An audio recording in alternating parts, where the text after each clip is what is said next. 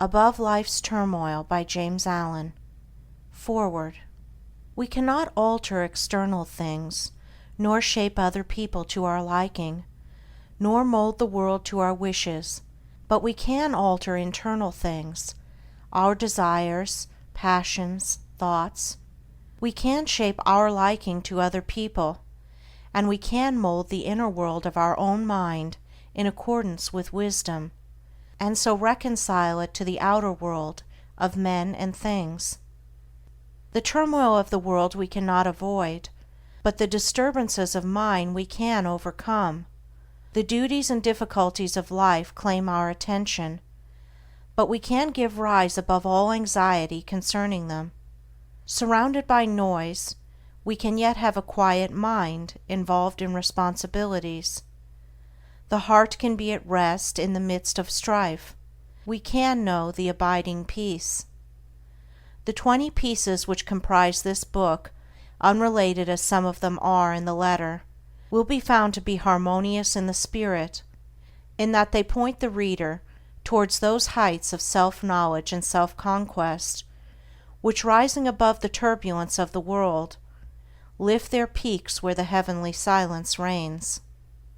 James Allen. Chapter 1. True Happiness. To maintain an unchangeable sweetness of disposition, to think only thoughts that are pure and gentle, and to be happy under all circumstances. Such blessed conditions and such beauty of character and life should be the aim of all, and particularly so of those who wish to lessen the misery of the world. If anyone has failed to lift himself above ungentleness, impurity, and unhappiness, he is greatly deluded if he imagines he can make the world happier by the propagation of any theory or theology. He who is daily living in harshness, impurity, or unhappiness is day by day adding to the sum of the world's misery, whereas he who continually lives in goodwill and does not depart from happiness is day by day increasing the sum of the world's happiness, and this independently of any religious beliefs which these may or may not hold. He who has not learned how to be gentle, or giving, loving, and happy, has learned very little, great though his book learning and profound his acquaintance which the letter of Scripture may be. For it is in the process of becoming gentle, pure, and happy that the deep, real, and enduring lessons of life are learned.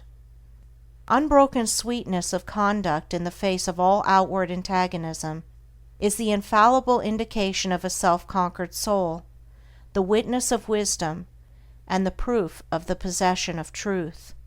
A sweet and happy soul is the ripened fruit of experience and wisdom, and it sheds abroad the invisible yet powerful aroma of its influence, gladdening the hearts of others and purifying the world. And all who will, and who have not yet commenced, may begin this day, if they will so resolve, to live sweetly and happily, as becomes the dignity of a true manhood or womanhood. Do not say that your surroundings are against you.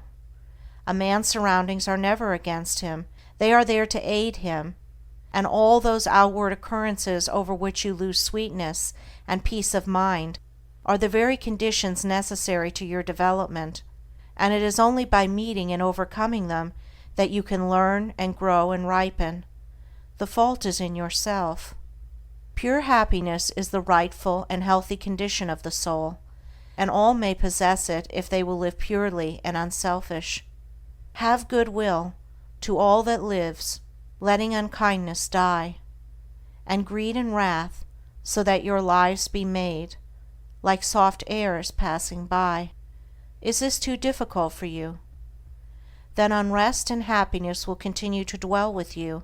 Your belief and aspiration and resolve are all that are necessary to make it easy, to render it in the near future a thing accomplished, a blessed state realized. Despondency, irritability, anxiety and complaining, condemning and grumbling, all these are thought cankers, mind diseases. They are the indications of a wrong mental condition, and those who suffer therefrom would do well to remedy their thinking and conduct. It is true there is much sin and misery in the world, so that all our love and compassion are needed, but our misery is not needed. There is already too much of that. No, it is our cheerfulness and happiness that are needed, for there is too little of that. We can give nothing better to the world than beauty of life and character. Without this all other things are vain. This is preeminently excellent. It is enduring, real, and not to be overthrown, and it includes all joy and blessedness. Cease to dwell pessimistically upon the wrongs around you. Dwell no more in complaints about and revolt against the evil in others, and commence to live free from all wrong and evil yourself. Peace of mind, pure religion, and true reform lie this way. If you would have others true, be true. If you would have the world emancipated from misery and sin, emancipate yourself. If you would have your home and your surroundings happy, be happy. You can transform everything around you if you will transform yourself. Don't bewail and bemoan. Don't waste yourself in rejection, nor bark against the bad, but chant the beauties of the good. And this you will naturally and spontaneously do as you realize the good in yourself. Chapter 2. The Immortal Man. Immortality is here and now, and is not a speculative something beyond the grave. It is the lucid state of consciousness in which the sensations of the body, the varying and unrestful states of mind, and the circumstances and events of life are seen to be of a fleeting and therefore of an illusory character. Immortality does not belong to time, and never will be found in time. It belongs to eternity, and just as time is here and now, so is eternity here and now, and a man may find that eternity and establish in it, if he will overcome the self that derives its life from the unsatisfying and perishable things of time. Whilst a man remains immersed in sensation, desire, and the passing events of his day-by-day existence, and regards those sensations, desires, and passing events as of the essence of himself, he can have no knowledge of immortality. The thing which such a man desires, and which he mistakes for immortality, is persistence, that is, a continuous succession of sensations and events in time. Living in, loving and clinging to, the things which stimulate and minister to his immediate gratification, and realizing no state of consciousness above and independent of this, he thirsts for its continuance, and strives to banish the thought that he will at last have to part from those earthly luxuries and delights to which he has become enslaved, and which he regards as being inseparable from himself. Persistence is the antithesis of immortality, and to be absorbed in it is spiritual death. Its very nature is change, impermanence. It is a continual living and dying. The death of the body can never bestow upon a man immortality. Spirits are not different from men, and live their little feverish life of broken consciousness, and are still immersed in change and mortality.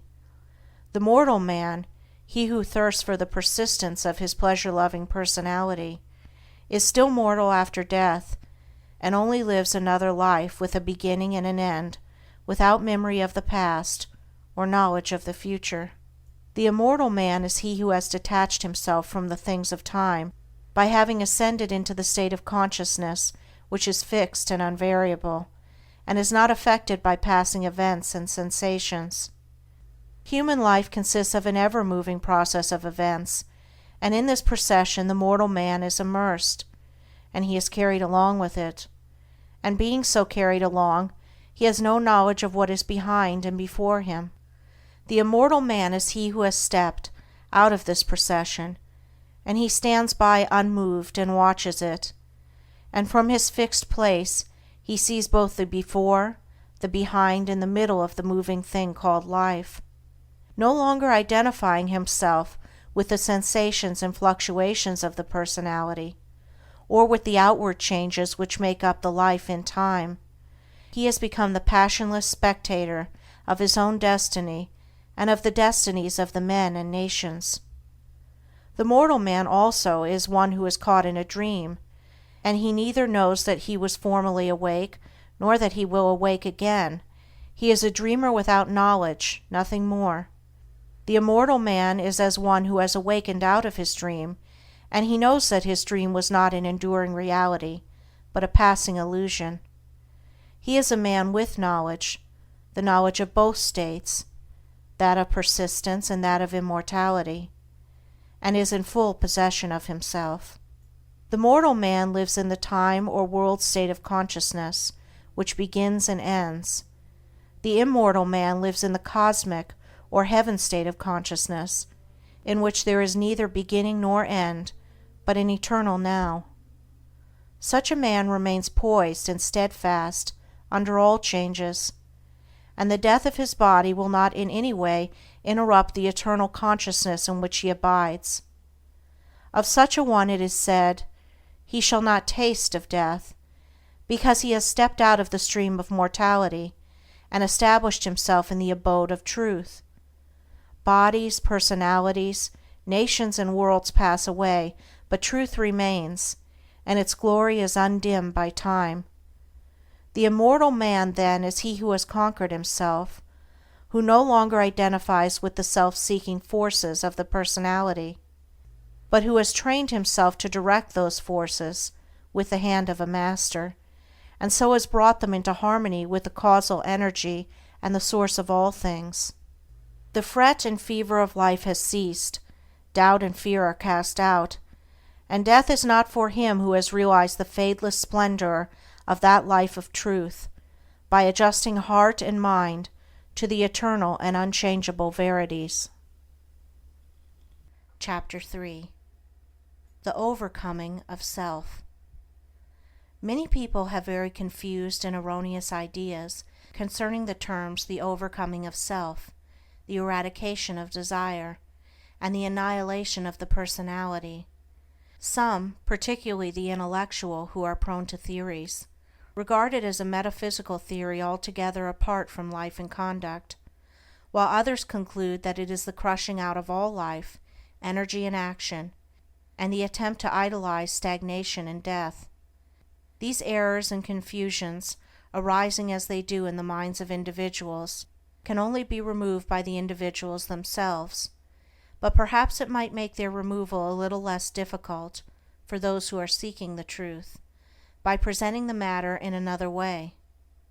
The doctrine of the overcoming or annihilation of self is simplicity itself. Indeed, so simple, practical, and close at hand is it, that a child of 5, whose mind has not yet become clouded with theories, theological schemes, and speculative philosophies, would be far more likely to comprehend it than many older people, who have lost their hold upon simple and beautiful truths by the adoption of complicated theories. The annihilation of self consists in weeding out and destroying all those elements in the soul which lead to division, strife, suffering, disease, and sorrow. It does not mean the destruction of any good and beautiful and peace-producing quality. For instance, when a man is tempted to irritability or anger, and by a great effort overcomes the selfish tendency, casts it from him, and acts from the spirit of patience and love, in that moment of self-conquest he practices the annihilation of self.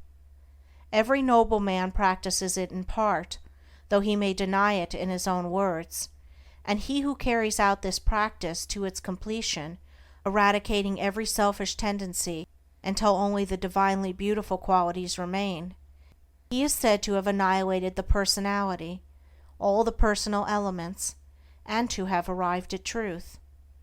The self which is to be annihilated is composed of the following 10 worthless and sorrow-producing elements: lust, hatred, avarice, self-indulgence, self-seeking, vanity, pride, doubt, dark belief, delusion. It is the total abandonment, the complete annihilation of these 10 elements, for they comprise the body of desire. On the other hand, It teaches the cultivation, practice, and preservation of the following 10 divine qualities: purity, patience, humility, self-sacrifice, self-reliance, fearlessness, knowledge, wisdom, compassion, love. These comprise the body of truth, and to live entirely in them is to be a doer and knower of the truth, is to be an embodiment of truth. The combination of the 10 elements is called self, or the personality. The combination of the 10 qualities produces what is called truth, the impersonal, the abiding, real, and immortal man. It will thus be seen that it is not the destruction of any noble, true, and enduring quality that is taught, but only the destruction of those things that are ignoble, false, and evanescent. Neither is this overcoming of self the deprivation of gladness, happiness, and joy, but rather it is the constant possession of these things by living in the joy-begetting qualities. It is the abandonment of the lust for enjoyment, but not of enjoyment itself, the destruction of the thirst for pleasure, but not of pleasure itself, the annihilation of the selfish longing for love and power and possessions themselves. It is the preservation of all those things which draw and bind men together in unity and concord, and far from idolizing stagnation and death, urges men to the practice of those qualities which lead to the highest, noblest, and most effective and enduring action. He whose actions proceed from some or all of the 10 elements wastes his energies upon negations, and does not preserve his soul, but he whose actions proceed from some or all of the 10 qualities, he truly and wisely acts, and so preserves his soul. He who lives largely in the 10 earthly elements, and who is blind and deaf to the spiritual verities, will find no attraction in the doctrine of self-surrender, for it will appear to him as the complete extinction of his being. But he who is endeavoring to live in the 10 heavenly qualities will see the glory and beauty of the doctrine, and will know it as the foundation of life eternal. He will also see that when men apprehend and practice it, industry, commerce, government, and every worldly activity will be purified, and action, purpose, and intelligence, instead of being destroyed, will be intensified and enlarged, but free from strife and pain. Chapter 4. The Uses of Temptation. The soul, in its journey towards perfection, passes through 3 distinct stages. The first is the animal stage, in which the man is content to live in the gratification of his senses, unawakened to the knowledge of sin or of his divine inheritance, and altogether unconscious of the spiritual possibilities within himself. The second is the dual stage, in which the mind is continually oscillating between its animal and divine tendencies, having become awakened to the consciousness of both. It is during this stage that temptation plays its part in the progress of the soul. It is a stage of continual fighting, of falling and rising, of sinning and repenting, for the man, still loving and reluctant to leave the gratifications in which he has so long lived, yet also aspires to the purity and excellence of the spiritual state, and he is continually mortified by an undecided choice. Urged on by the divine life within him, this stage becomes at last one of deep anguish and suffering, and then the soul is ushered into the third stage, that of knowledge, in which the man rises above both sin and temptation, and enters into peace. Temptation, like contentment in sin, is not a lasting condition, as the majority of people suppose. It is a passing phase, an experience through which the soul must pass, but as to whether a man will pass through that condition in this present life, and realize holiness and heavenly rest here and now, will depend entirely upon the strength of his intellectual and spiritual exertions, and upon the intensity and ardor with which he searches for truth. Temptation, with all its attendant torments, can be overcome here and now, but it can only be overcome by knowledge. It is a condition of darkness, or of semi-darkness. The fully enlightened soul is proof against all temptation. When a man fully understands the source, nature, and meaning of temptation, in that hour he will conquer it, and will rest from his long travel. But whilst he remains in ignorance, attention to religious observances and much praying and reading of Scripture will fail to bring him peace. If a man goes out to conquer an enemy, knowing nothing of his enemy's strength, tactics, or place of ambush, he will not only ignominiously fall, but will speedily fall into the hands of an enemy. He who would overcome his enemy the tempter must discover his stronghold and place of concealment, and must also find out the unguarded gates in his own fortress where his enemy effects so easily an entrance. This necessitates continual meditation, ceaseless watchfulness, and constant and rigid introspection, which lays bare, before the spiritual eyes of the tempted one, the vain and selfish motives of his soul. This is the holy warfare of the saints. It is the fight upon which every soul enters when it awakens out of its long sleep of animal indulgence. Men fail to conquer, and the fight is indefinitely prolonged, because they labor, almost universally, under two delusions: first, that all temptations come from without, and second, that they are tempted because of their goodness. Whilst a man is held in bondage by these two delusions, he will make no progress. When he has shaken them off, he will pass on rapidly from victory to victory, and will taste of spiritual joy and rest.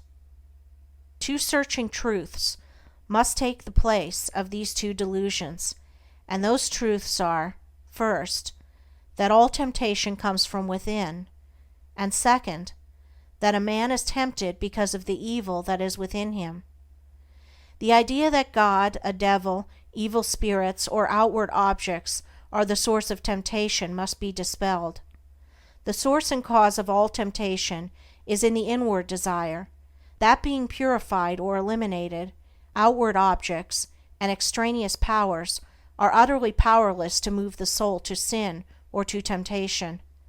The outward object is merely the occasion of the temptation, never the cause. This is the desire of the one tempted. If the cause existed in the object, all men would be tempted alike, temptation could never be overcome, and men would be hopelessly doomed to endless torment. But seated, as it is, in his own desires, he has the remedy in his own hands, and can become victorious over all temptation by purifying those desires. A man is tempted because there are within him certain desires or states of mind which he has come to regard as unholy. These desires may lie asleep for a long time, and the man may think that he has gotten rid of them, when suddenly, on the presentation of an outward object, the sleeping desire wakes up and thirsts of immediate gratification, and this is the state of temptation. The good in man is never tempted. Goodness destroys temptation. It is the evil in a man that is aroused and tempted. The measure of a man's temptations is the exact register of his own unholiness. As a man purifies his heart, temptation ceases, for when a certain unlawful desire has been taken out of the heart, the object which formerly appealed to it can no longer do so, but becomes dead and powerless, for there is nothing left in the heart that can respond to it. The honest man cannot be tempted to steal, let the occasion be ever so opportune. The man of purified appetites cannot be tempted to gluttony and drunkenness, though the viands and wines be the most luscious. He of an enlightened understanding, whose mind is calm in the strength of inward virtue, can never be tempted to anger, irritability, or revenge, and the wiles and charms of the wanton fall upon the purified heart as empty, meaningless shadows. Temptation shows a man just where he is sinful and ignorant, and is a means of urging him on to higher altitudes of knowledge and purity. Without temptation, the soul cannot grow and become strong. There could be no wisdom, no real virtue, and though there would be lethargy and death, there could be no peace and no fullness of life. When temptation is understood and conquered, perfection is assured, and such perfection may become any man's who is willing to cast every selfish and impure desire by which he is possessed into the sacrificial fire of knowledge. Let men, therefore, search diligently for truth, realizing that whilst they are subject to temptation, they have not comprehended truth and have much to learn. Ye who are tempted, know then that ye are tempted of yourselves. For every man is tempted when he is drawn away from his own lusts, says the Apostle James. You are tempted because you are clinging to the animal within you and are unwilling to let go, because you are living in the false mortal self, which is ever devoid of all true knowledge, knowing nothing, seeking nothing but its own immediate gratification, ignorant of every truth and of every divine principle. Clinging to that self, you continually suffer the pains of three separate torments: the torment of desire, the torment of repletion, and the torment of remorse. So flameth Trishna, lust and thirst of things. Eager, ye cleave to shadows, dote on dreams.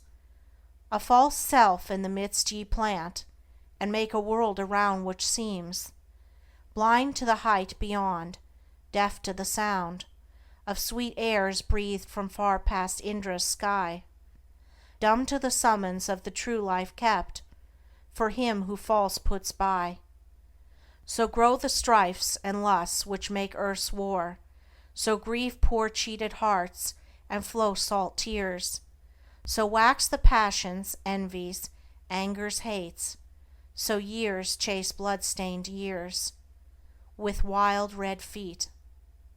In that false self lies the germ of every suffering, the blight of every hope, the substance of every grief. When you are ready to give it up, when you are willing to have laid bare before you all its selfishness, impurity, and ignorance, and to confess its darkness to the uttermost, then will you enter upon the life of self-knowledge and self-mastery. You will become conscious of the God within you, of that divine nature which, seeking no gratification, abides in a region of perpetual joy and peace, where suffering cannot come, and where temptation can find no foothold. Establishing yourself day by day, more and more, firmly in that inward divinity, the time will at last come when you will be able to stay with Him whom millions worship, few understand, and fewer still follow. The Prince of this world cometh, and hath nothing in me. Chapter 5. The Man of Integrity.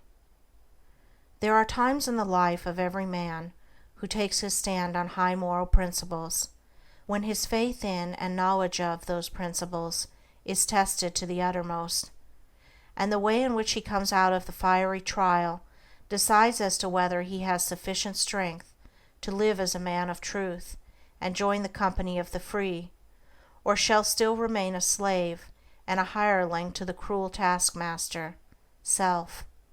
Such times of trial generally assume the form of a temptation to do a wrong thing and continue in comfort and prosperity, or to stand by what is right and accept poverty and failure.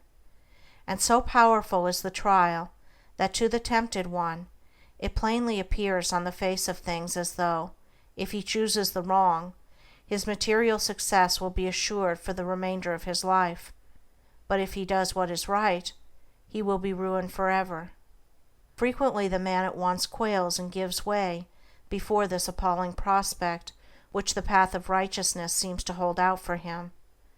But should he prove sufficiently strong to withstand this onslaught of temptation, then the inward seducer, the spirit of self, assumes the grab of an angel of light and whispers, "Think of your wife and children.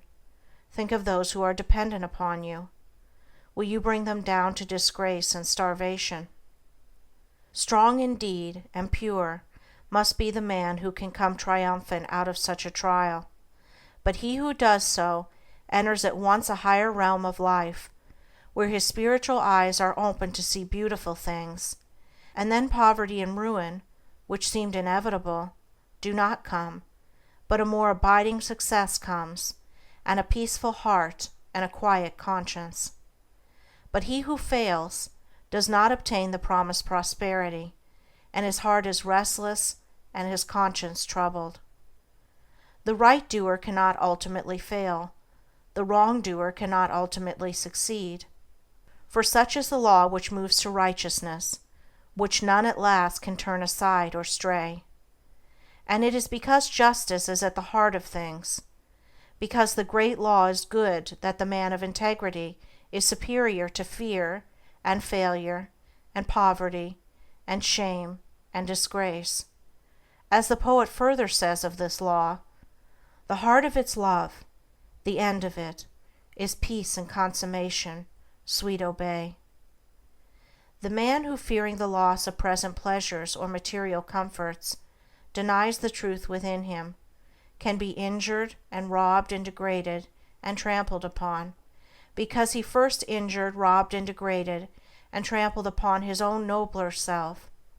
But the man of steadfast virtue, of unblemished integrity, cannot be subject to such conditions, because he has denied the craven self within him and has taken refuge in truth.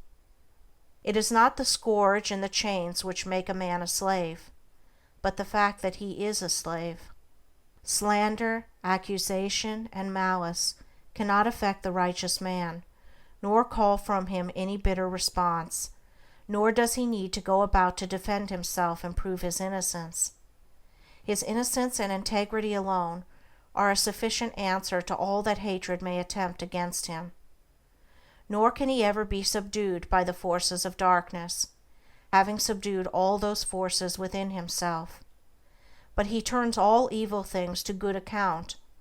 Out of darkness he brings light, out of hatred love, out of dishonor honor, and slanders, envies, and misrepresentations only serve to make more bright the jewel of truth within him, and to glorify his high and holy destiny.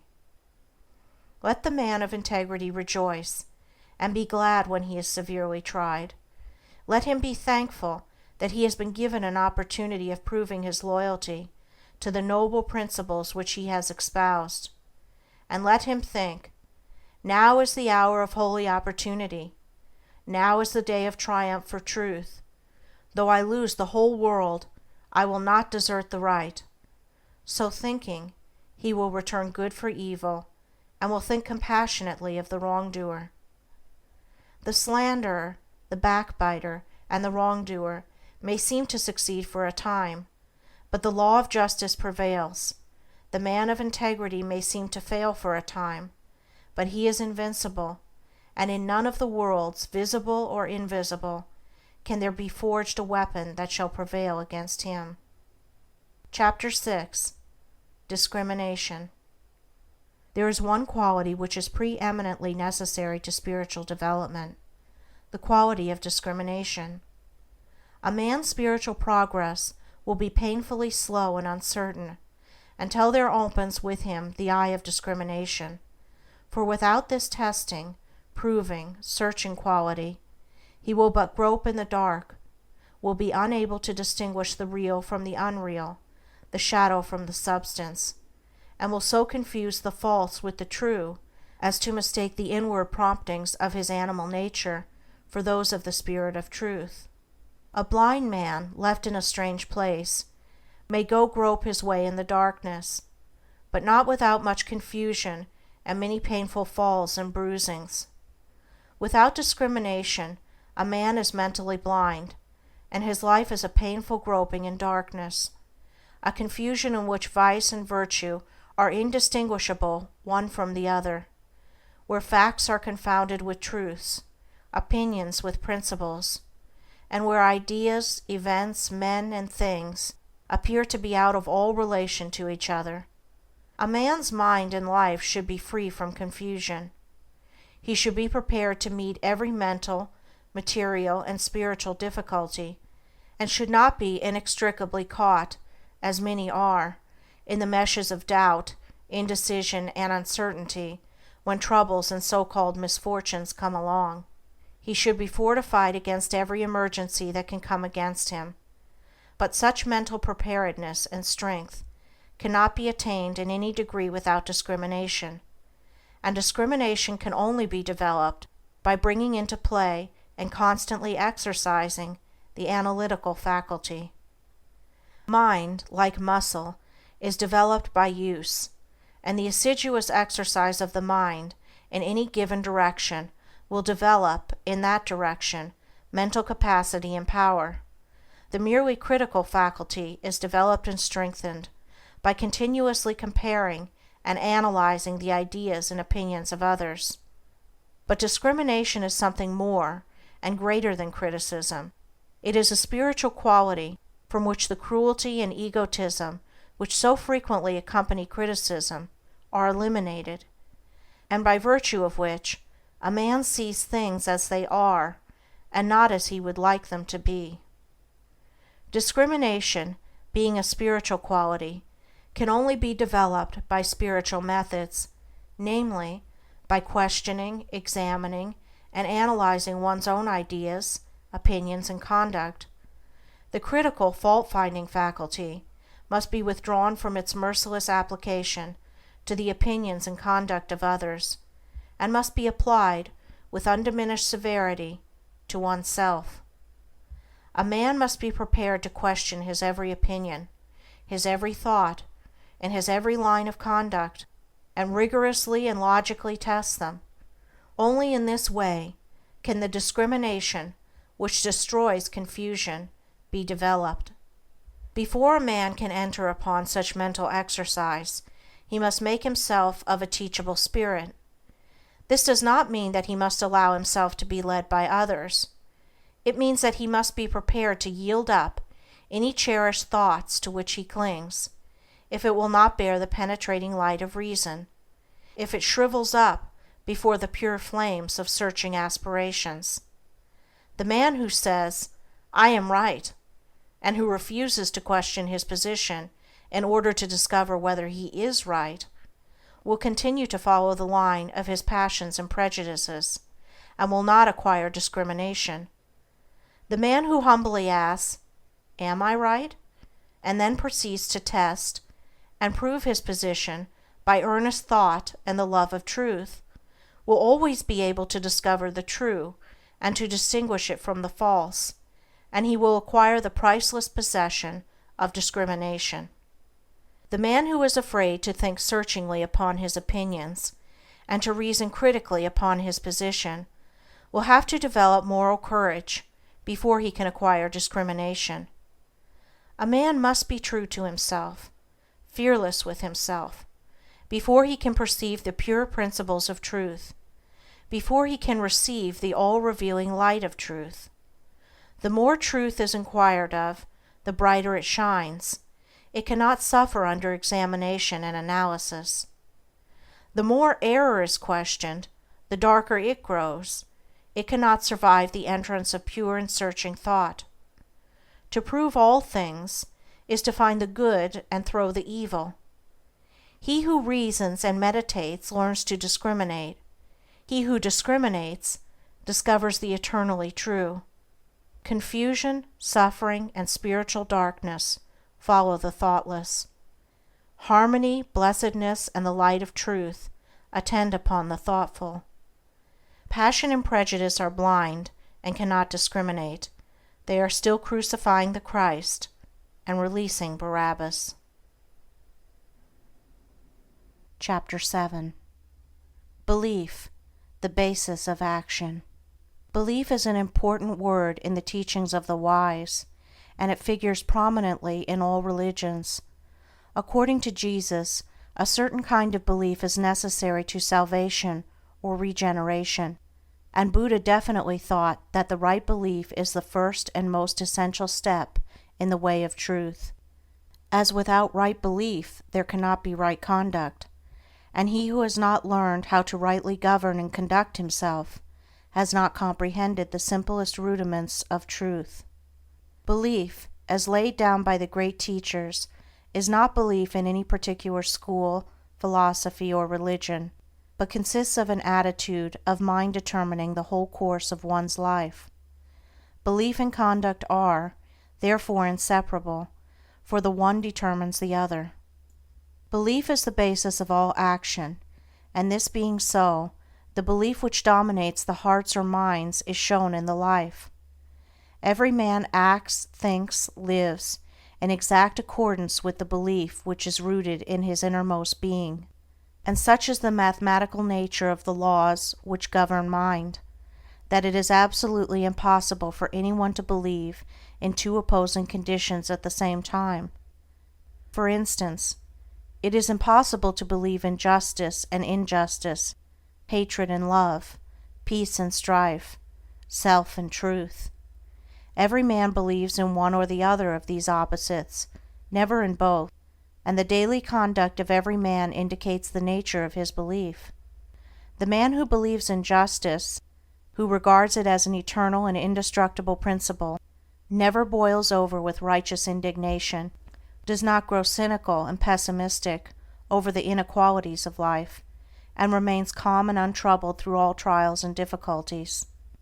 It is impossible for him to act otherwise, for he believes that justice reigns, and that, therefore, all that is called injustice is fleeting and illusory.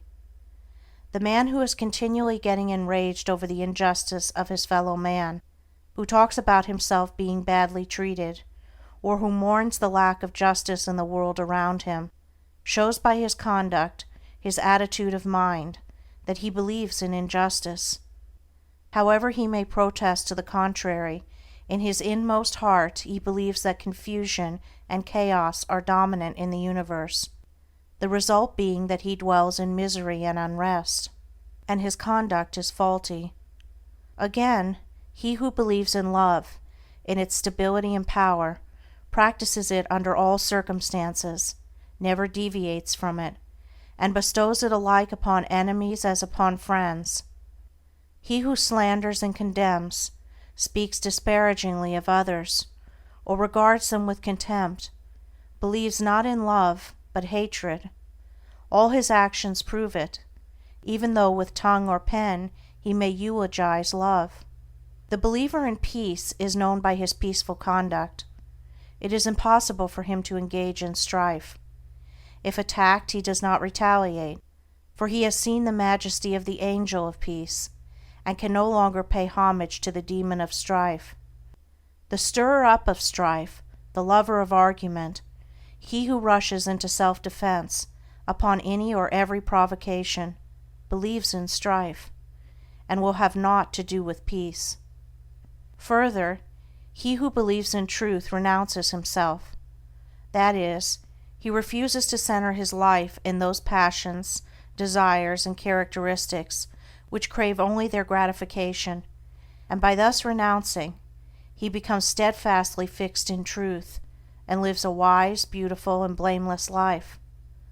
The believer in self is known by his daily indulgences, gratifications, and vanities, and by the disappointments, sorrows, and mortifications which he continually suffers. The believer in truth does not suffer, for he has given up that self which is the cause of such suffering. It will be seen by the foregoing that every man believes either in permanent and eternal principles directing human life towards law and harmony, or in the negation of those principles, with the resultant chaos in human affairs and in his own life.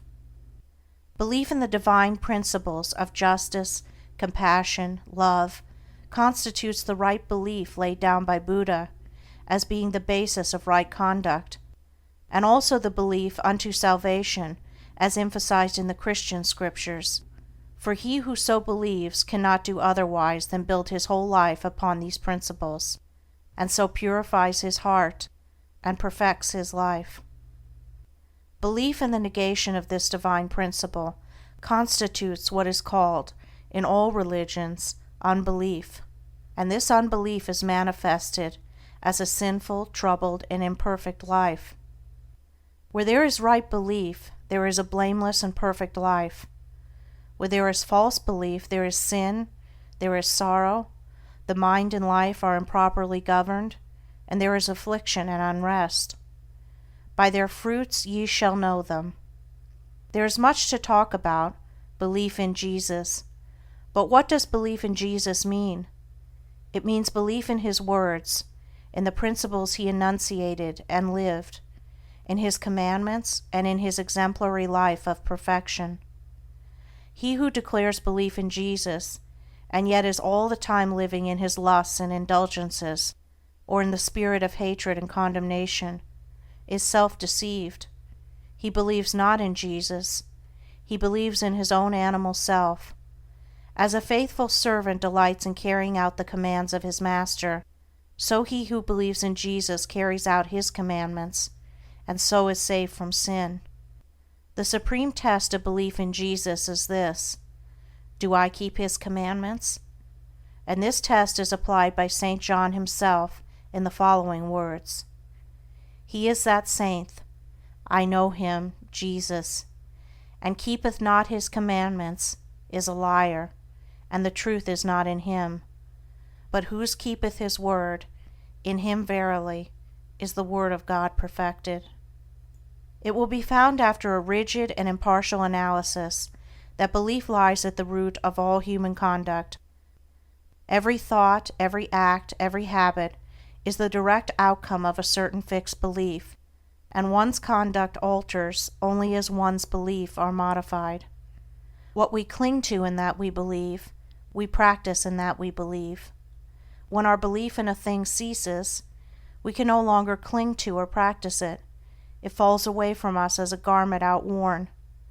Men cling to their lusts and lies and vanities because they believe in them, believe there is gain and happiness in them. When they transfer their belief to the divine qualities of purity and humility, those sins trouble them no more. Men are saved from error by belief in the supremacy of truth. They are saved from sin by belief in holiness or perfection. They are saved from evil by belief in good, for every belief is manifested in the life. It is not necessary to inquire as to a man's theological belief, for that is of little or no account. For what can it avail a man to believe that Jesus died for him, or that Jesus is God, or that he is justified by faith, if he continues to live in his lower sinful nature? All that is necessary to ask is this: how does a man live? How does he conduct himself under trying circumstances? The answer to these questions will show whether a man believes in the power of evil or in the power of good. He who believes in the power of good lives a good spiritual or godly life, for goodness is God, yea, verily is God Himself, and he will soon leave behind him all sins and sorrows, who believes, with steadfast and unwavering faith, in the supreme good. Chapter 8. The Belief that Saves. It has been said that a man's whole life and character is the outcome of his belief, and also that his belief has nothing whatever to do with his life. Both statements are true. The confusion and contradiction of these two statements are only apparent, and are quickly dispelled when it is remembered that there are two entirely distinct kinds of beliefs, namely, head belief and heart belief.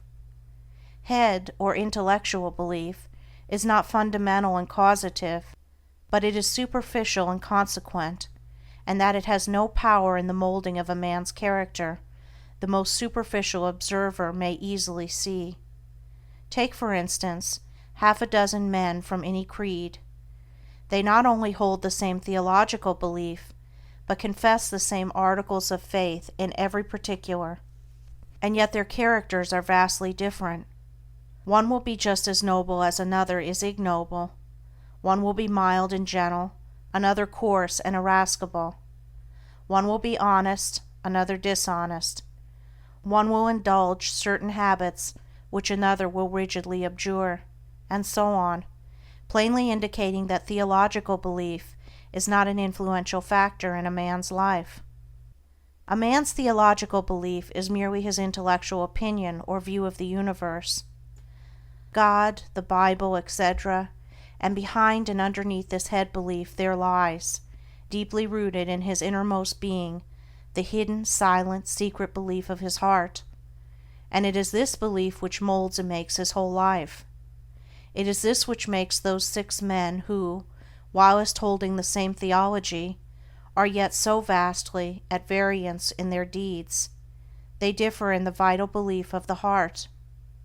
What, then, is this heart belief? It is that which a man loves and clings to and fosters in his soul. For he thus loves and clings to and fosters in his heart, because he believes in them, and believing in them and loving them, he practices them. Thus is his life the effect of his belief, but it has no relation to the particular creed which comprises his intellectual belief. One man clings to impure and immoral things because he believes in them. Another man does not cling to them because he has ceased to believe in them. A man cannot cling to anything unless he believes in it. Belief always precedes action. Therefore a man's deeds and life are the fruits of his belief. The priest and the Levite who passed by the injured and helpless man held no doubt very strongly to the theological doctrines of their fathers. That was their intellectual belief, but in their hearts they did not believe in mercy, and so lived and acted accordingly. The Good Samaritan may or may not have had any theological beliefs, nor was it necessary that he should have, but in his heart he believed in mercy, and acted accordingly. Strictly speaking, there are only 2 beliefs which vitally affect the life, and they are belief in good and belief in evil. He who believes in all those things that are good will love them and live in them. He who believes in those things that are impure and selfish will love them and cling to them. The tree is known by its fruits. A man's beliefs about God, Jesus, and the Bible are one thing. His life, as bound up in his actions, is another. Therefore a man's theological belief is of no consequence. But the thoughts which he harbors, his attitude of mind towards others, and his actions, these, and these only, determine and demonstrate whether the belief of a man's heart is fixed in the false or true. Chapter 9. Thought and Action. As the fruit to the tree and the water to the spring, so is action to thought. It does not come into manifestation suddenly and without a cause. It is the result of a long and silent growth, the end of a hidden process which has long been gathering force. The fruit of the tree and the water gushing from the rock are both the effect of a combination of natural processes in air and earth, which have long worked together in secret to produce the phenomenon, and the beautiful acts of enlightenment and the dark deeds of sin are both the ripened effects of trains of thought which have been harbored in the mind. The sudden falling, when greatly tempted, into some grievous sin by one who was believed, and who probably believed himself, to stand firm, is seen neither to be a sudden nor a causeless thing, when the hidden processes of thought which led up to it are revealed. The falling was merely the end, the outworking, the finished result of what commenced in the mind probably years before.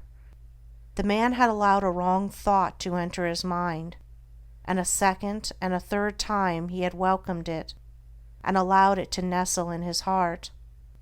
Gradually he became accustomed to it, and cherished and fondled and tended it, and so it grew, until at last it attained such strength and force that it attracted to itself the opportunity which enabled it to burst forth and ripen into act. As falls the stately building whose foundations have been gradually undermined by the action of water, so at last falls the strong man, who allows corrupt thoughts to creep into his mind and secretly undermine his character.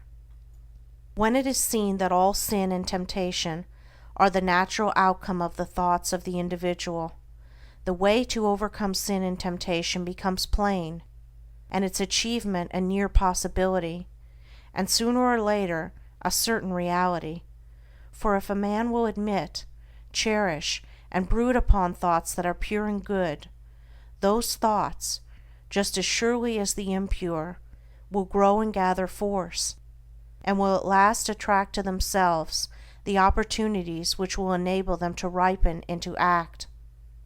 There is nothing hidden that shall not be revealed, and every thought that is harbored in the mind must, by virtue of the impelling force which is inherent in the universe, at last blossom into act good or bad according to its nature.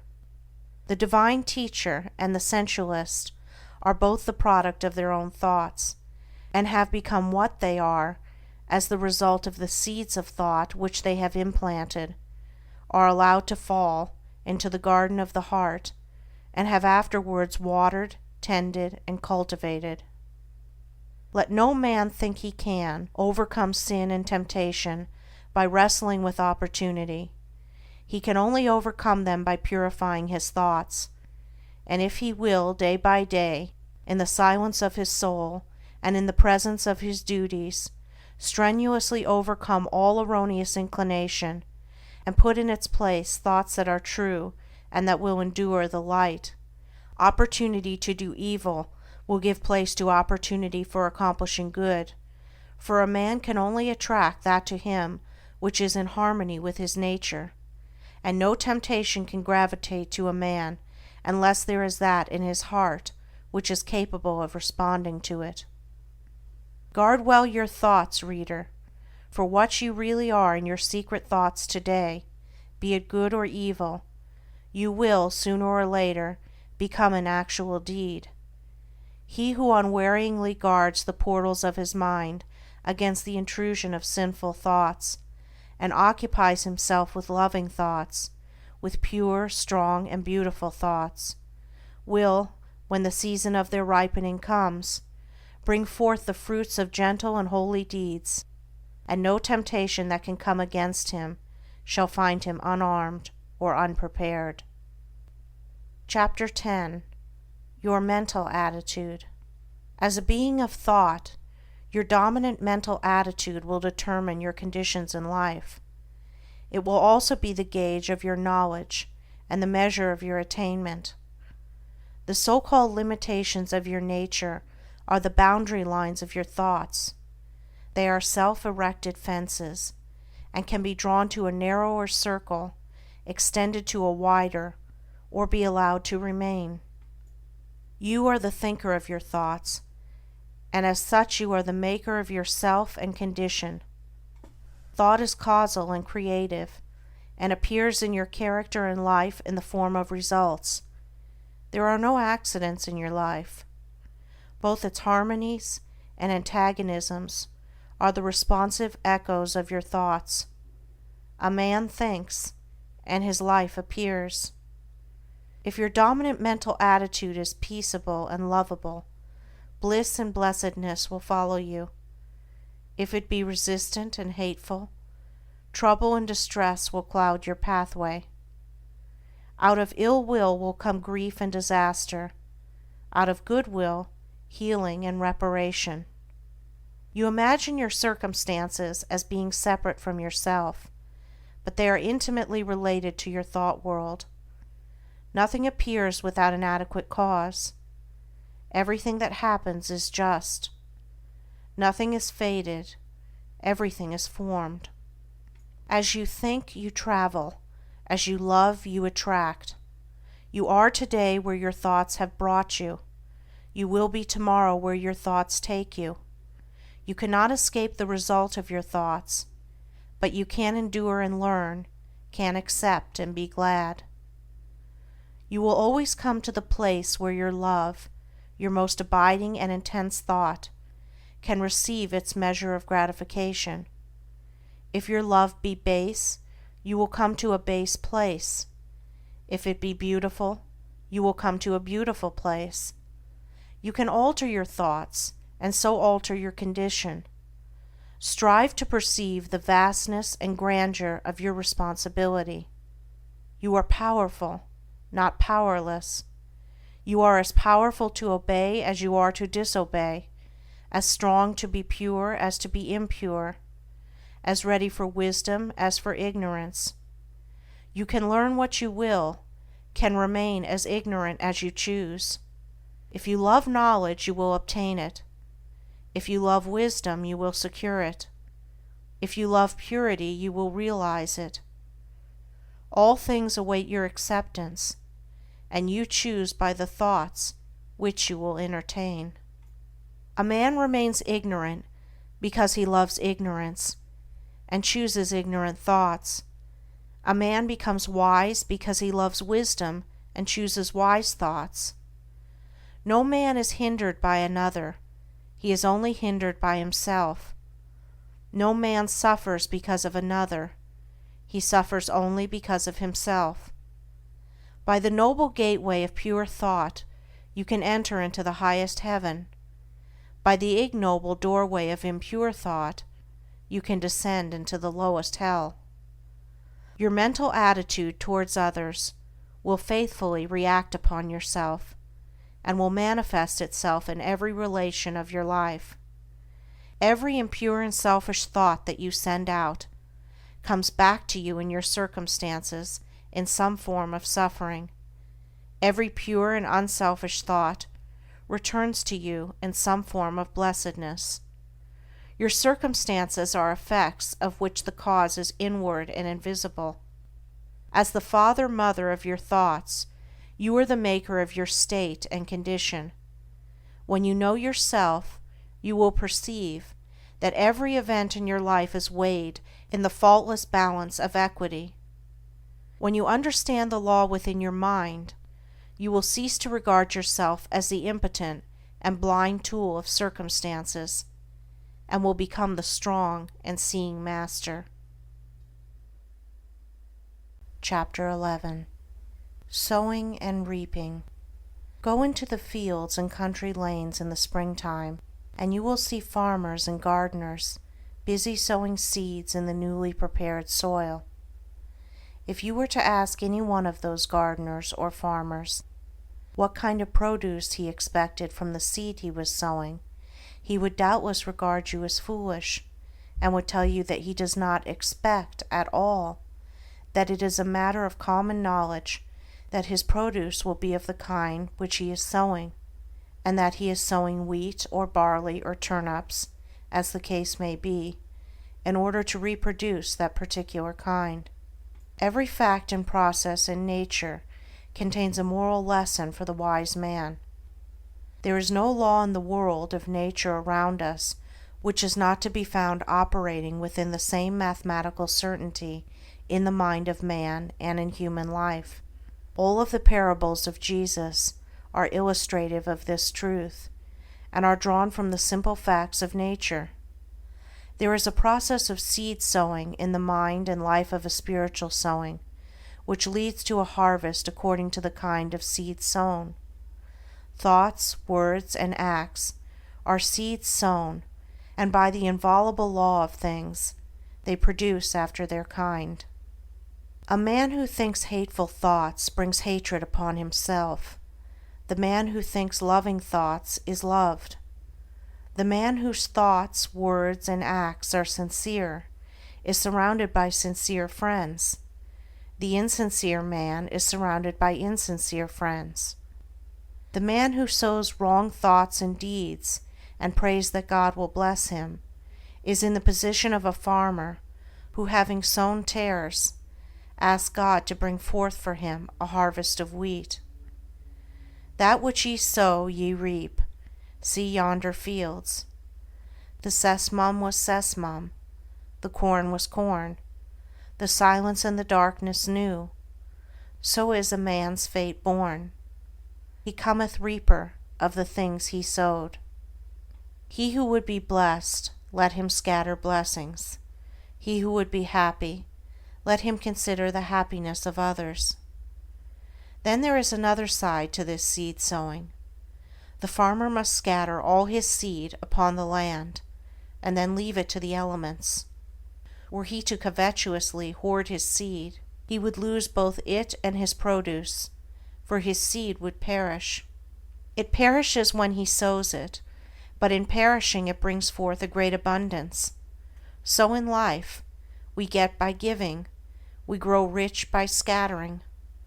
The man who says he is in possession of knowledge which he cannot give out because the world is incapable of receiving it, either does not possess such knowledge, or if he does, will soon be deprived of it, if he is not already so deprived. To hoard is to lose. To exclusively retain is to be dispossessed. Even the man who would increase his material wealth must be willing to part with, invest, what little capital he has, and then wait for the increase. So long as he retains his hold on his precious money, he will not only remain poor, but will be growing poorer every day. He will, after all, lose the thing he loves, and will lose it without increase. But if he wisely lets it go, if, like the farmer, he scatters his seeds of gold, then he can faithfully wait for, and reasonably expect, the increase. Men are asking God to give them peace and purity, and righteousness and blessedness, but are not obtaining these things. And why not? Because they are not practicing them, not sowing them. I once heard a preacher pray very earnestly for forgiveness, and shortly afterwards, in the course of his sermon, he called upon his congregation to show no mercy to the enemies of the church. Such self-delusion is pitiful, and men have yet to learn that the way to obtain peace and blessedness is to scatter peaceful and blessed thoughts, words, and deeds. Men believe that they can sow the seeds of strife, impurity, and unbrotherliness, and then gather in a rich harvest of peace, purity, and concord by merely asking for it. What more pathetic sight than to see an irritable and quarrelsome man praying for peace? Men reap that which they sow, and any man can reap all blessedness, now and at once, if he will put aside selfishness, and sow broadcast the seeds of kindness, gentleness, and love. If a man is troubled, perplexed, sorrowful, or unhappy, let him ask, what mental seeds have I been sowing? What seeds am I sowing? What have I done for others? What is my attitude towards others? What seeds of trouble and sorrow and unhappiness have I sown, that I should thus reap these bitter weeds?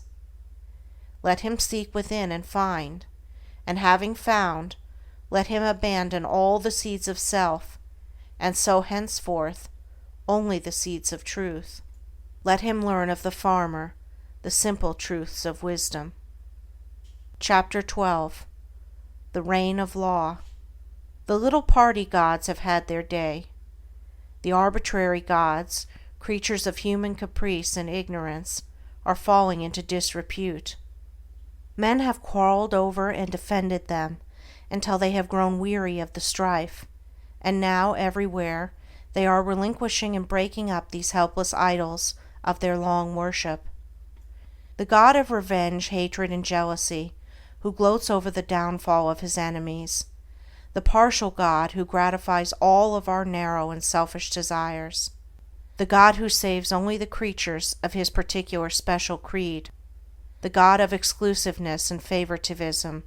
Such were the gods, miscalled by us God, of our soul's infancy, gods base and foolish as ourselves, the fabrications of our selfish self, and we relinquished our petty gods with bitter tears and misgivings, and broke our idols with bleeding hands.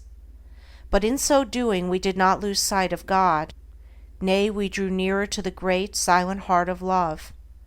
Destroying the idols of self, we begin to comprehend somewhat of the power which cannot be destroyed, and entered into a wider knowledge of the God of love, of peace, of joy, the God in whom revenge and partiality cannot exist, the God of light, from whose presence the darkness of fear and doubt and selfishness cannot choose but flee.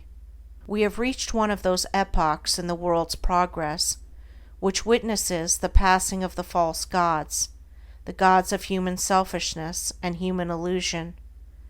The new-old revelation of one universal impersonal truth has again dawned upon the world, and its searching light has carried consternation to the perishable gods who take shelter under the shadow of self. Men have lost faith in a God who can be cajoled, who rules arbitrarily and capriciously, subverting the whole order of things to gratify the wishes of his worshippers, and are turning, with a new light in their eyes and a new joy in their hearts, to the God of law. And to him they turn, not for personal happiness and gratification, but for knowledge, for understanding, for wisdom, for liberation from the bondage of self. And thus turning, they do not seek in vain, nor are they sent away empty and discomfited.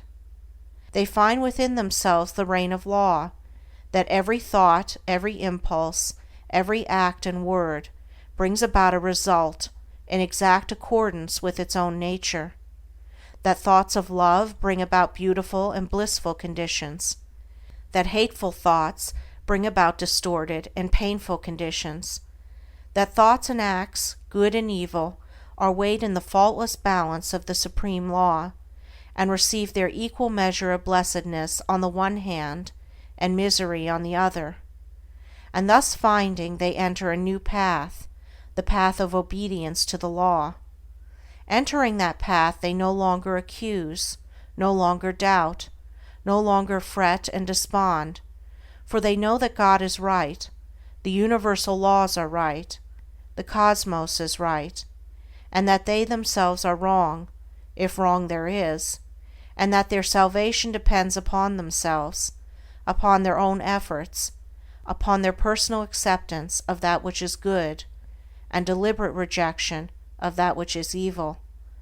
No longer merely hearers, they become doers of the word, and they acquire knowledge, they receive understanding, they grow in wisdom, and they enter into the glorious life of liberation from the bondage of self.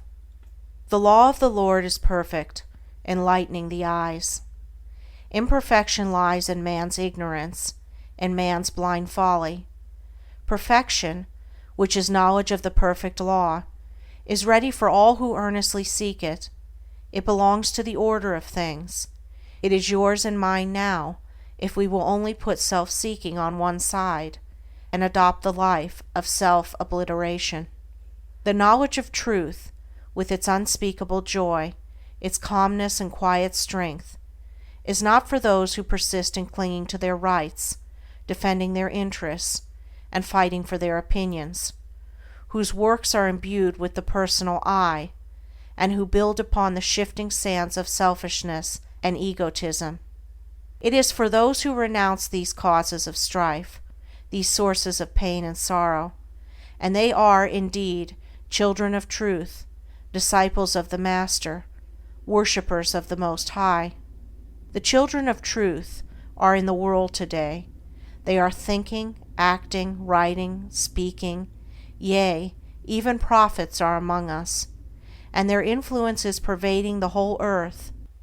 An undercurrent of holy joy is gathering force in the world, so that men and women are moved with new aspirations and hopes, and even those who neither see nor hear feel within themselves strange yearnings after a better and fuller life. The law reigns, and it reigns in men's hearts and lives, and they have come to understand the reign of law who have sought out the tabernacle of the true God by the fair pathway of unselfishness. God does not alter for men, for this would mean that the perfect must become imperfect. Man must alter for God, and this implies that the imperfect must become perfect. The law cannot be broken for man, otherwise confusion would ensue. Man must obey the law. This is in accordance with harmony, order, justice. There is no more painful bondage than to be at the mercy of one's inclinations, no greater liberty than utmost obedience to the law of being. And the law is that the heart shall be purified, the mind regenerated, and the whole being brought in subjection to love, till self is dead, and love is all in all, for the reign of law is the reign of love, and love waits for all, rejecting none.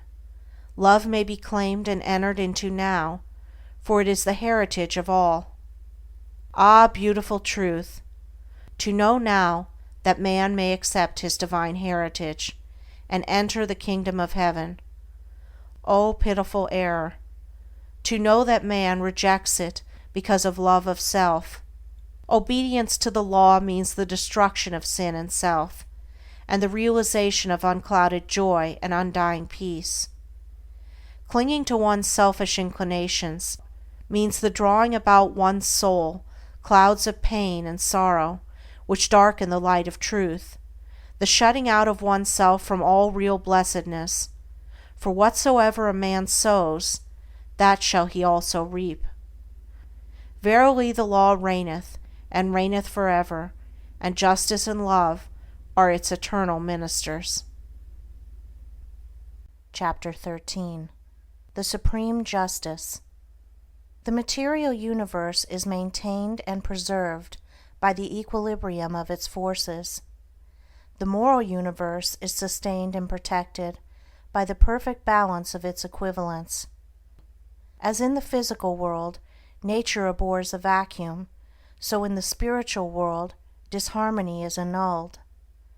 Underlying the disturbances and destructions of nature, and behind the mutability of its forms, there abides the eternal and perfect mathematical symmetry, and at the heart of life, behind all its pain, uncertainty, and unrest, there abide the eternal harmony, the unbroken peace, and inviolable justice.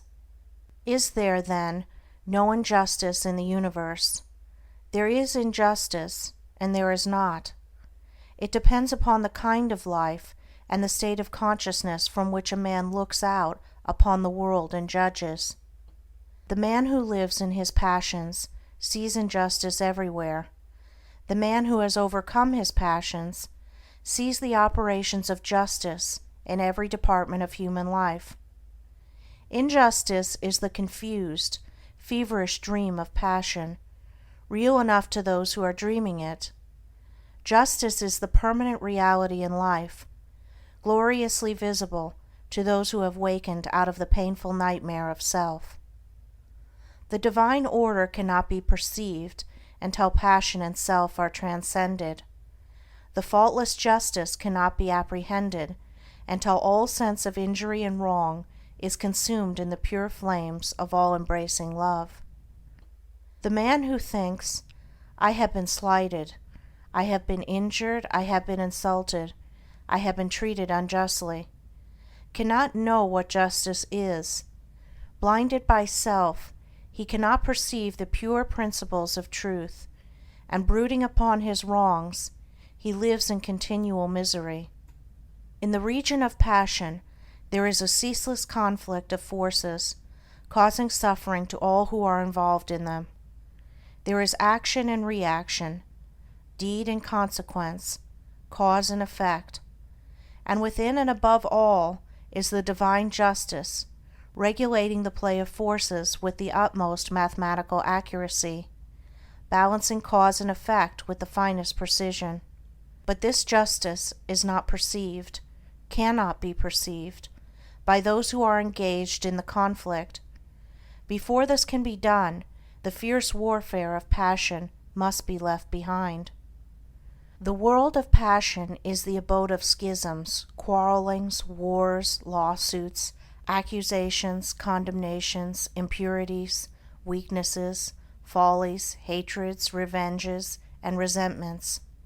How can a man perceive justice or understand truth who is even partly involved in the fierce play of its blinding elements? As well expect a man caught in the flames of a burning building to sit down and reason out the cause of the fire.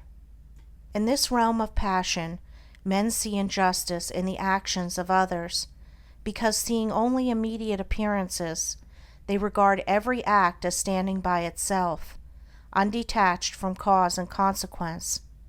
Having no knowledge of cause and effect in the moral sphere, men do not see the exacting and balancing process which is momentarily proceeding, nor do they ever regard their own actions as unjust, but only the actions of others.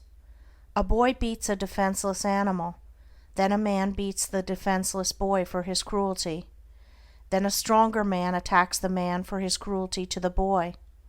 Each believes the other to be unjust and cruel, and himself to be just and humane. And doubtless most of all would the boy justify his conduct toward the animal as altogether necessary. Thus does ignorance keep alive hatred and strife, thus do men blindly inflict suffering upon themselves, living in passion and resentment, and not finding the true way in life. Hatred is met with hatred, passion with passion, strife with strife. The man who kills is himself killed. The thief who lives by depriving others is himself deprived. The beast that preys on others is hunted and killed. The accuser is accused. The condemner is condemned. The denouncer is persecuted. By this the slayer's knife doth stab himself. The unjust judge has lost his own defender. The false tongue dooms its lie, the creeping thief and spoiler robbed to render. Such is the law. Passion also has its active and passive sides. Fool and fraud, oppressor and slave, aggressor and retaliator, the charlatan and the superstitious, complement each other, and come together by the operation of the law of justice. Men unconsciously cooperate in the mutual production of affliction. The blind lead the blind, and both fall together into the ditch. Pain, grief, sorrow, and misery are the fruits of which passion is the flower. Where the passion-bound soul sees only injustice, the good man, who has conquered passion, sees cause and effect, sees the supreme justice. It is impossible for such a man to regard himself as treated unjustly, because he has ceased to see injustice.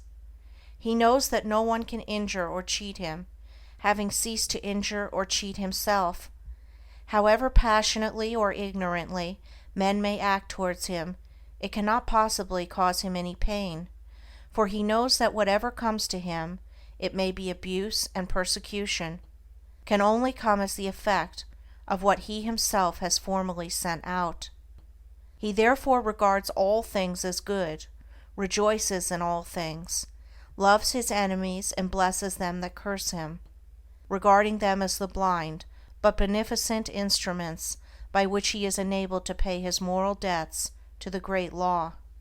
The good man, having put away all resentment, retaliation, self-seeking, and egotism, has arrived at a state of equilibrium, and has thereby become identified with the eternal and universal equilibrium. Having lifted himself above the blind forces of passion, he understands those forces, contemplates them with a calm penetrating insight, like the solitary dweller upon a mountain who looks down upon the conflict of the storms beneath his feet. For him injustice has ceased, and he sees ignorance and suffering on the one hand, and enlightenment and bliss on the other. He sees that not only do the fool and the slave need his sympathy, but that the fraud and the oppressor are equally in need of it, and so his compassion is extended towards all. The supreme justice and the supreme love are one. Cause and effect cannot be avoided, consequences cannot be escaped. While a man is given to hatred, resentment, anger, and condemnation, he is subject to injustice as the dreamer to his dream, and cannot do otherwise than see injustice. But he who has overcome those fiery and binding elements knows that unerring justice presides over all, and in reality there is no such thing as injustice in the whole of the universe. Chapter 14. The Use of Reason. We have heard it said that reason is a blind guide, and that it draws men away from truth rather than leads them to it. If this were true, it would be better to remain, or to become, unreasonable, and to persuade others to do so. We have found, however, that the diligent cultivation of the divine faculty of reason brings about calmness and mental poise, and enables one to meet cheerfully the problems and difficulties of life. It is true that there is a higher light than reason, even that of the Spirit of Truth itself, but without the aid of reason, truth cannot be apprehended. They who refuse to trim the lamp of reason will never, whilst they so refuse, perceive the light of truth, for the light of reason is a reflection of that light. Reason is a purely abstract quality, and comes midway between the animal and divine consciousness in man, and leads, if rightly employed, from the darkness of one to the light of the other. It is true that reason may be enlisted in the service of the lower, self-seeking nature, but this is only a result of its partial and imperfect exercise. A fuller development of reason leads away from the selfish nature, and ultimately allies the soul with the highest, the divine.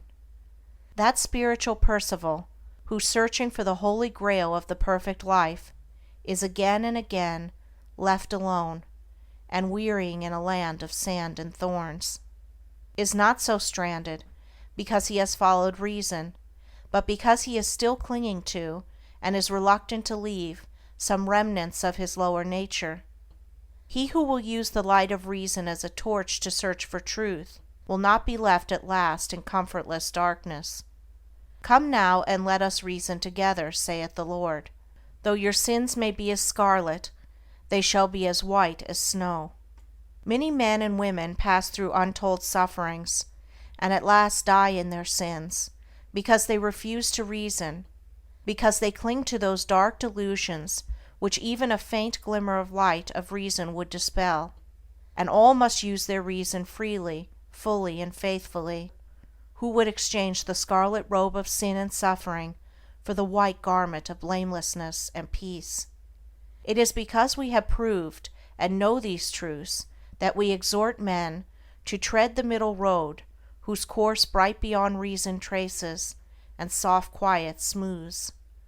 For reason leads away from passion and selflessness into the quiet ways of sweet persuasion and gentle forgiveness, and he will never be led astray, nor will he follow blind guides, who faithfully adheres to the apostolic injunction, prove all things, and hold fast that which is good.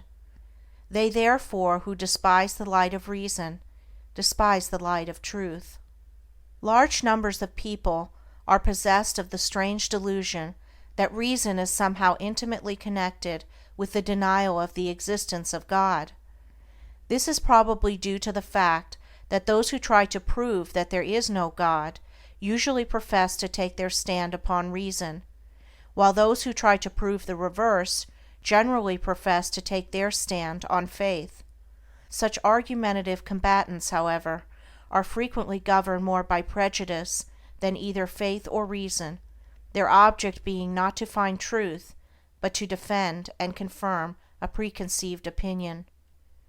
Reason is concerned not with ephemeral opinions, but with the established truth of things, and he who is possessed of the faculty of reason in its purity and excellence can never be enslaved by prejudice, and will put from him all preconceived opinions as worthless. He will never attempt to prove nor disprove, but after balancing extremes and bringing together all apparent contradictions, he will carefully and dispassionately weigh and consider them, and so arrive at truth. Reason is, in reality, associated with all that is pure and gentle, moderate and just. It is said of a violent man that he is unreasonable, of a kind and considerate man that he is reasonable, and of an insane man that he has lost his reason. Thus it is seen that the word is used, even to a great extent unconsciously, though none the less truly, in a very comprehensive sense, and though reason is not actually love and thoughtfulness, and gentleness and sanity, it leads to, and is intimately connected with these divine qualities, and cannot, except for purposes of analysis, be dissociated with them. Reason represents all that is high and noble in man. It distinguishes him from the brute which blindly follows its animal inclinations. And just in the degree that man disobeys the voice of reason and follows his inclinations does he become brutish. As Milton says, "Reason in man obscured, or not obeyed, immediately inordinate desires and upstart passions catch the government, from reason and to servitude reduce, man till then free." The following definition of reason, from Nuttall's Dictionary, will give you some idea of the comprehensiveness of the word. The cause, ground, principle, or motive of anything said or done, efficient cause, final cause, the faculty of intelligence in man, especially the faculty by which we arrive at necessary truth. It will thus be seen that reason is a term, the breadth of which is almost sufficient to embrace even truth itself, and Archbishop Trench tells us in his celebrated work on the study of words, that the terms reason and word are indeed so essentially one and the same that the Greek language has one word for them both, so that the word of God is the reason of God, and one of the renderings of Lao Tzu's Tao is reason, so that in the Chinese translation of our New Testament, St. John's Gospel runs, "In the beginning was the Tao." To the undeveloped and uncharitable mind, all words have narrow applications, but as a man enlarges his sympathies and broadens his intelligence, words become filled with rich meanings and assume comprehensive proportions. Let us therefore cease from foolish quarrelings about words, and like reasonable beings, search for principles and practice those things which make for unity and peace. Chapter 15. Self-Discipline. A man does not live until he begins to discipline himself. He merely exists. Like an animal, he gratifies his desires and pursues his inclinations just where they may lead him. He is happy as a beast is happy, because he is not conscious of what he is depriving himself. He suffers as the beast suffers, because he does not know the way out of suffering. He does not intelligently reflect upon life, and lives in a series of sensations, longings, and confused memories which are unrelated to any central idea or principle. A man whose inner life is so ungoverned and chaotic must necessarily manifest this confusion in the visible conditions of his outer life in the world, and though for a time, running with the stream of his desires, he may draw to himself a more or less large share of the outer necessities and comforts of life, he never achieves any real success, nor accomplishes any real good, and sooner or later worldly failure and disaster are inevitable, as the direct result of the inward failure to properly adjust and regulate those mental forces which make the outer life. Before a man accomplishes anything of an enduring nature in the world, he must first of all acquire some measure of success in the management of his own mind. This is as mathematical a truism as that 2 and 2 are 4, for out of the heart are the issues of life. If a man cannot govern the forces within himself, he cannot hold a firm hand upon the outer activities which form his visible life. On the other hand, as a man succeeds in governing himself, he rises to higher and higher levels of power and usefulness and success in the world. The only difference between the life of the beast and that of the undisciplined man is that the man has a wider variety of desires and experiences a greater intensity of suffering. It may be said of such a man that he is dead, being truly dead, to self-control, chastity, fortitude, and all of the nobler qualities which constitute life. In the consciousness of such a man, the crucified Christ lies entombed, awaiting that resurrection which shall revivify the mortal sufferer, and wake him up to a knowledge of the realities of his existence. With the practice of self-discipline, a man begins to live, for he then commences to rise above the inward confusion and to adjust his conduct to a steadfast center within himself. He ceases to follow where inclination leads him, reins in the steed of his desires, and lives in accordance with the dictates of reason and wisdom. Hitherto his life has been without purpose or meaning, but now he begins to consciously mold his own destiny. He is clothed in his right mind. In the process of self-discipline there are 3 stages, namely: 1. Control. 2. Purification. 3. Relinquishment. A man begins to discipline himself by controlling those passions which have hitherto controlled him. He resists temptation and guards himself against all those tendencies to self-gratifications which are so easy and natural, and which have formerly dominated him.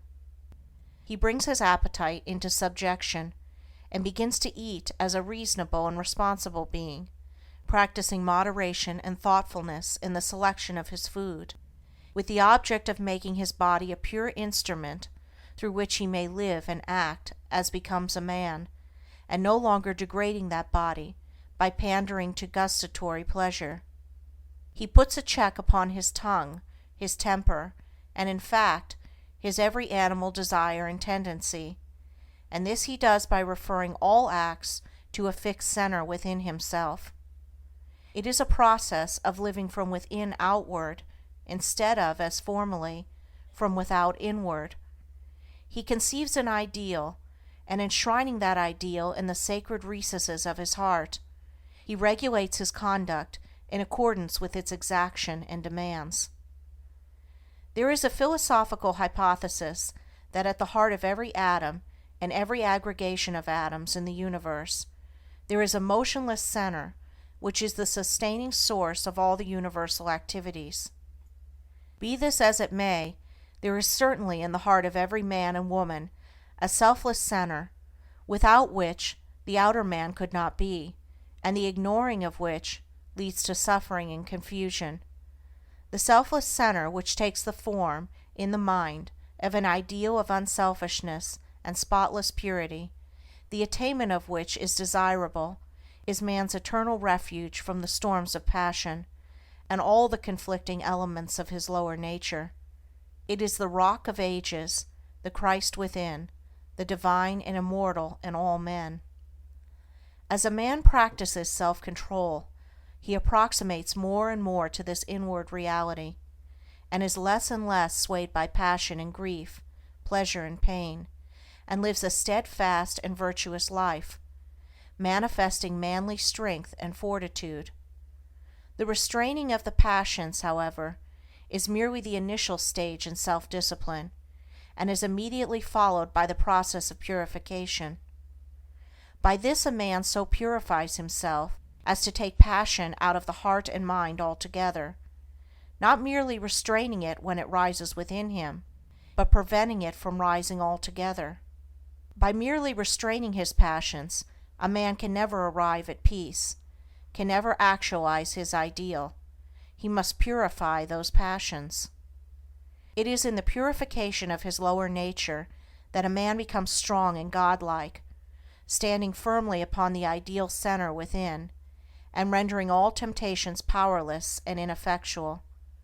This purification is effected by thoughtful care, earnest meditation, and holy aspiration, and as success is achieved, confusion of mind and life pass away, and calmness of mind and spiritualized conduct ensure. True strength and power and usefulness are born of self-purification, for the lower animal forces are not lost, but are transmuted into intellectual and spiritual energy. The pure life, pure in thought and deed, is a life of conservation of energy. The impure life, even though the impurity should not extend beyond thought, is a life of dissipation of energy. The pure man is more capable, and therefore more fit to succeed in his plans, and to accomplish his purposes, than the impure. Where the impure man fails, the pure man will step in and be victorious, because he directs his energies with a calmer mind, and a greater definiteness and strength of purpose.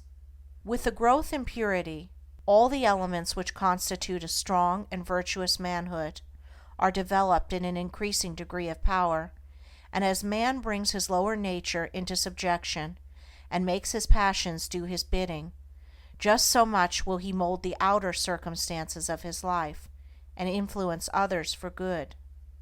The third stage of self-discipline, that of relinquishment, is a process of letting the lower desires and all impure and unworthy thoughts drop out of the mind, and also refusing to give them any admittance, leaving them to perish. As a man grows purer, he perceives that all evil is powerless unless it receives his encouragement, and so he ignores it and lets it pass out of his life. It is by pursuing this aspect of self-discipline that a man enters into and realizes the divine life, and manifests those qualities which are distinctly divine, such as wisdom, patience, non-resistance, compassion, and love. It is here also where a man becomes consciously immortal, rising above all the fluctuations and uncertainties of life, and living in an intelligent and unchangeable peace.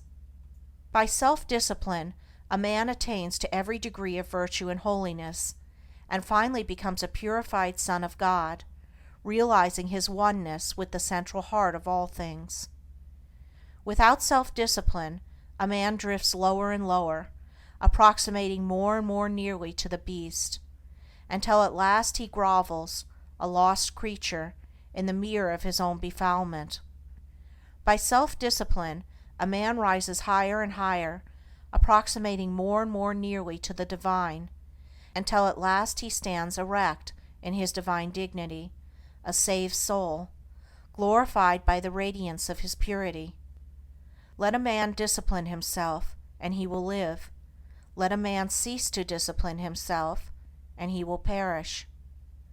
As a tree grows in beauty, health, and fruitfulness by being carefully pruned and tended, so a man grows in grace and beauty of life by cutting away all the branches of evil from his mind, and as he tends and develops the good by constant and unfailing effort.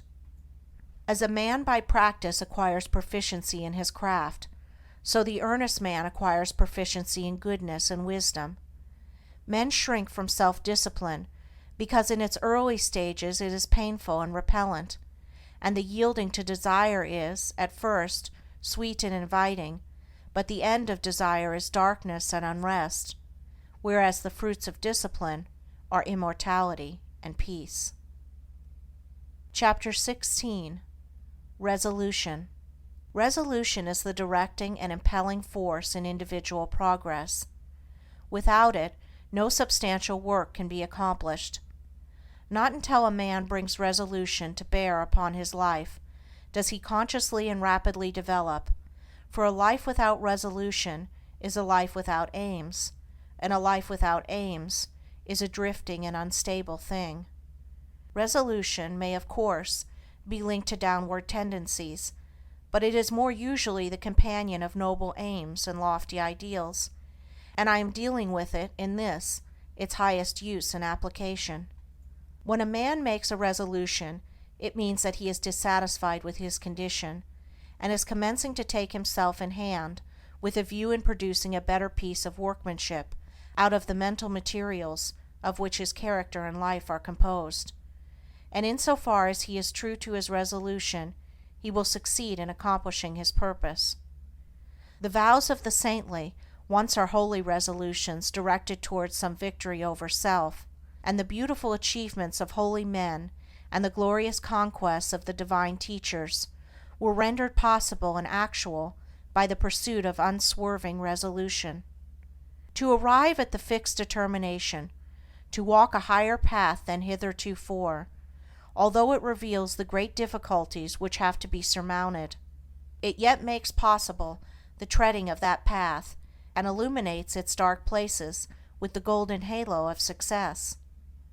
The true resolution is the crisis of long thought, protracted struggle, or fervent but unsatisfied aspiration. It is no light thing, no whimsical impulse or vague desire, but a solemn and irrevocable determination not to rest nor cease from effort until the high purpose which is held in view is fully accomplished. Half-hearted and premature resolution is no resolution at all, and it is shattered by the first difficulty. A man should be slow to form a resolution. He should searchingly examine his position and take into consideration every circumstance and difficulty connected with his decision, and should be fully prepared to meet them. He should be sure that he completely understands the nature of his resolution, that his mind is finally made up, and that he is without fear and doubt in the matter. With the mind thus prepared, the resolution that is formed will not be departed from, and by the aid of it a man will, in due time, accomplish his strong purpose. Hasty resolutions are futile. The mind must be fortified to endure. Immediately the resolution to walk a higher path is made, temptation and trial begin. Men have found that no sooner have they decided to lead a truer and nobler life than they have been overwhelmed with such a torrent of new temptations and difficulties as to make their position almost unendurable, and many men, because of this, relinquish their resolution. But these temptations and trials are a necessary part of the work of regeneration upon which the man has decided, and must be hailed as friends and met with courage if the resolution is to do its work. For what is the real nature of a resolution? Is it not the sudden checking of a particular stream of conduct and the endeavor to open up an entirely new channel? Think of an engineer who decides to turn the course of a powerfully running stream or river in another direction.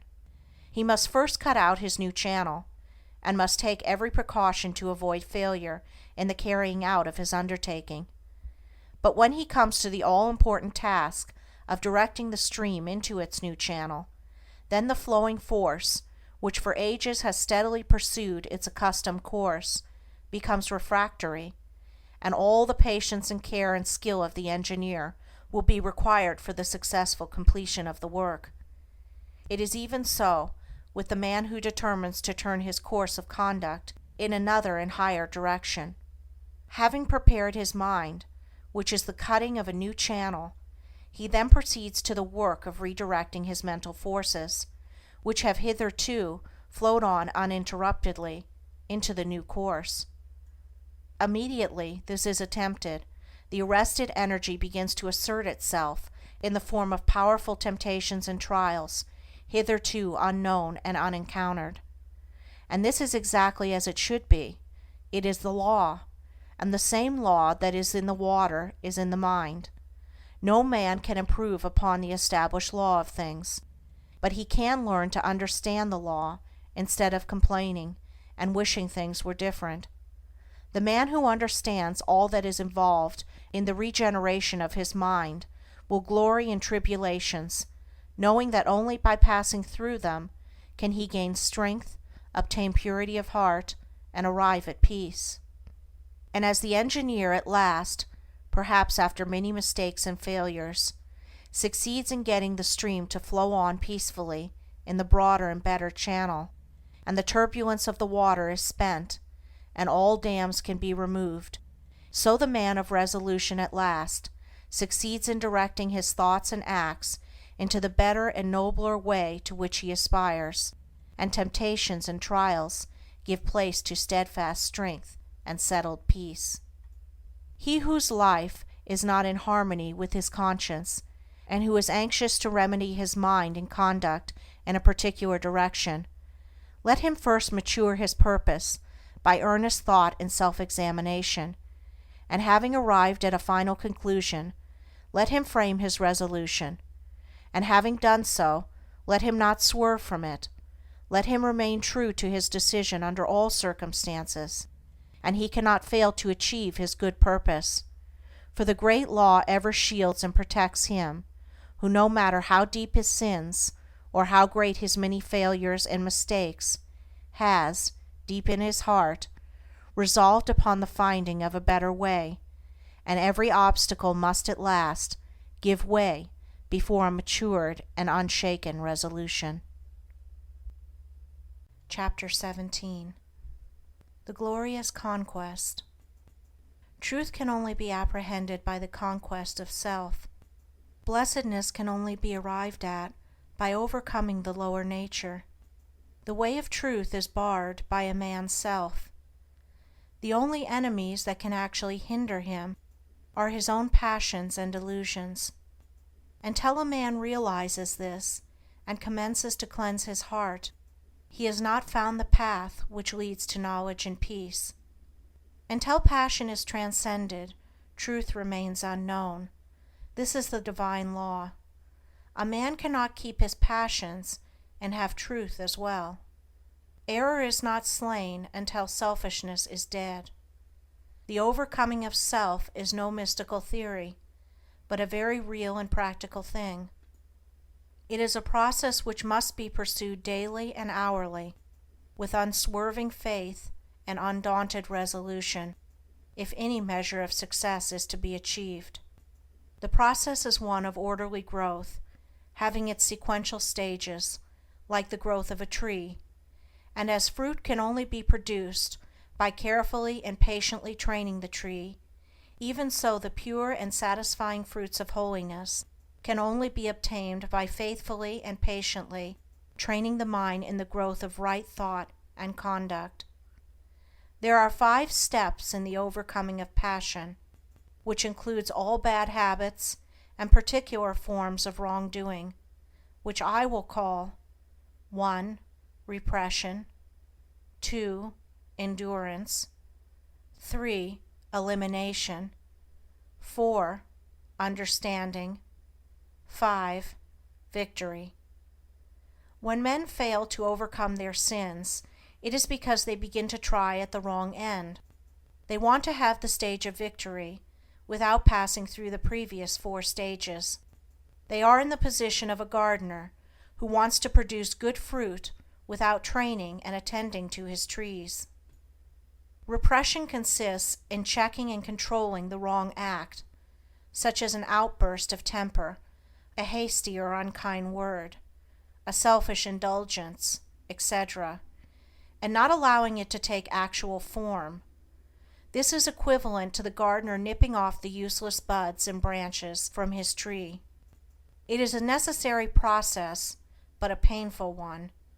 The tree bleeds while undergoing the process, and the gardener knows that it must not be taxed too severely. The heart also bleeds when it refuses to return passion for passion, when it ceases to defend and justify itself. It is the process of mortifying the members, of which St. Paul speaks. But this repression is only the beginning of self-conquest. When it is made an end in itself, and there is no object of finally purifying the heart, that is a stage of hypocrisy, a hiding of one's true nature, and striving to appear better in the eyes of others than one really is. In that case it is an evil, but when adopted as the first stage toward complete purification, it is good. Its practice leads to the second stage of endurance, or forbearance, in which one silently endures the pain which arises in the mind when it is brought in contact with certain actions and attitudes of other minds toward one. As success is attained in this stage, the striver comes to see that all his pain actually arises in his own weaknesses, and not in the wrong attitudes of others toward him, these latter being merely the means by which his sins are brought to the surface and revealed to him.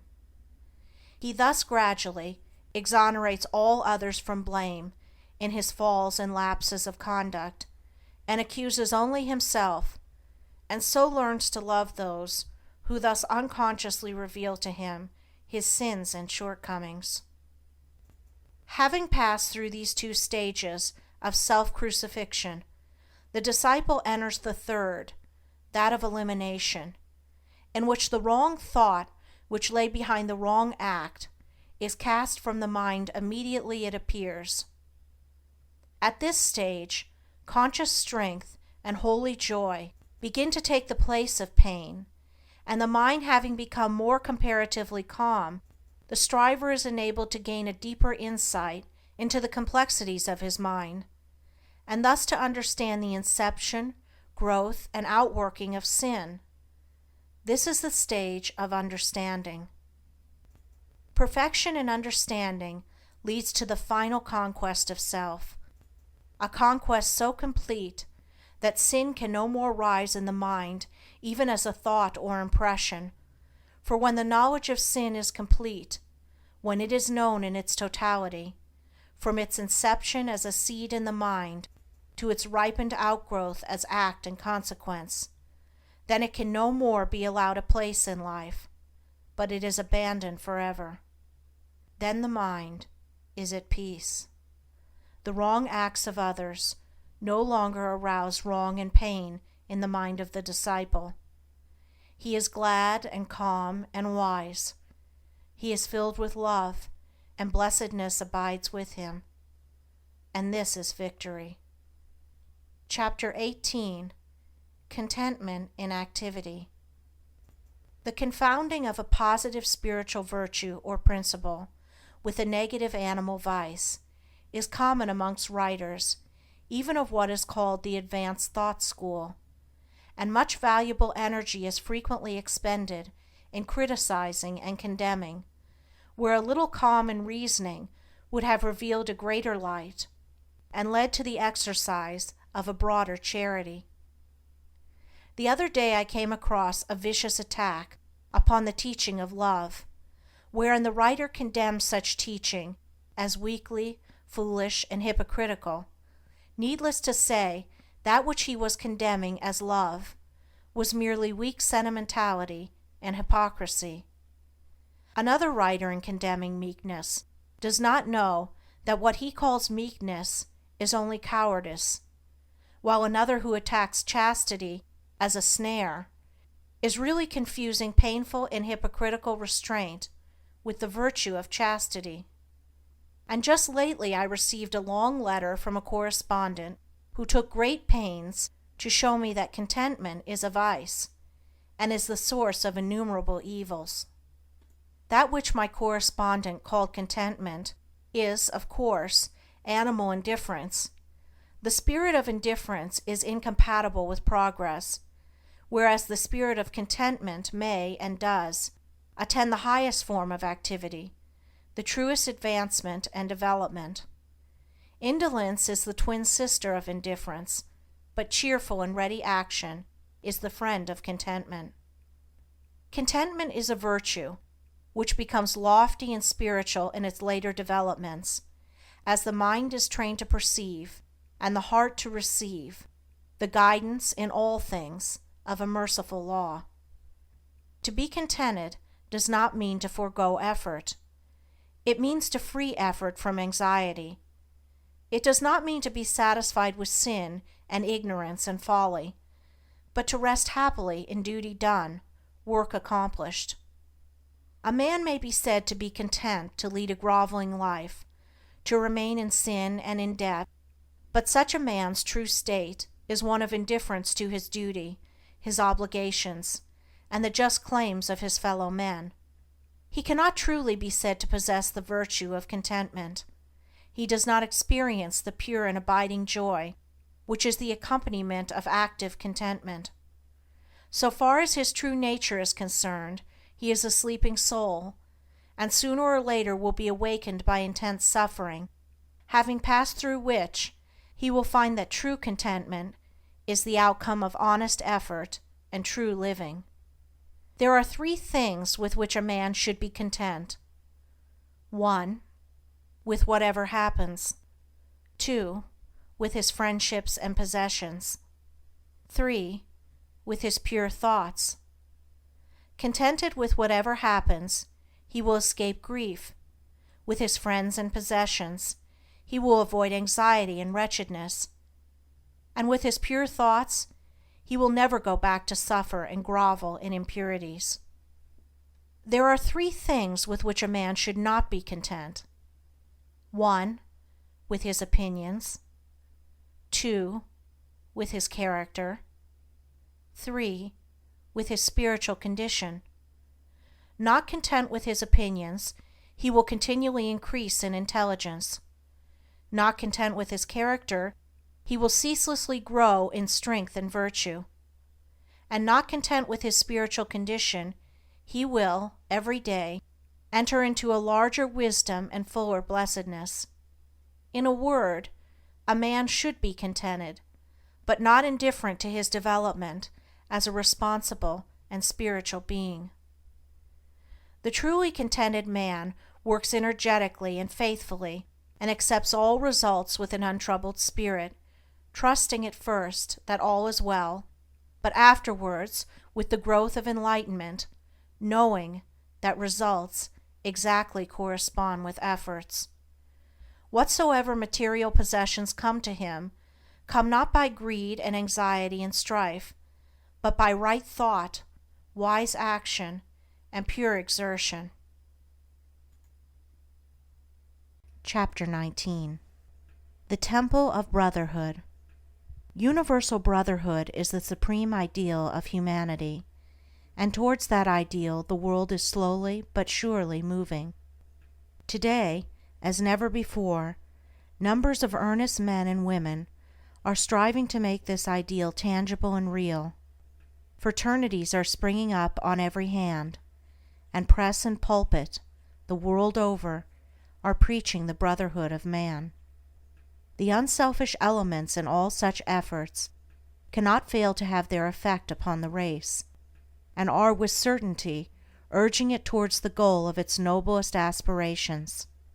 But the ideal state has not yet manifested through any outward organization, and societies formed for the purpose of propagating brotherhood are continually being shattered to pieces by internal dissension. The brotherhood for which humanity sighs is withheld from actuality by humanity itself. Nay more, it is frustrated even by men who work zealously, for it is a desirable possibility, and this because the purely spiritual nature of brotherhood is not perceived, and the principles involved, as well as the individual course of conduct necessary to perfect unity, are not comprehended. Brotherhood as a human organization cannot exist so long as any degree of self-seeking reigns in the hearts of men and women who band themselves together for any purpose, as such self-seeking must eventually rend the seamless coat of loving unity. But although organized brotherhood has so far largely failed, any man may realize brotherhood in its perfection, and know it in all its beauty and completion, if he will make himself of a wise, pure, and loving spirit, removing from his mind every element of strife, and learning to practice those divine qualities without which brotherhood is but a mere theory, opinion, or elusive dream. For brotherhood is at first spiritual, and its outer manifestation in the world must follow as a natural sequence. As a spiritual reality, it must be discovered by each man for himself, and in the only place where spiritual realities can be found, within himself, and it rests with each whether he shall choose or refuse it.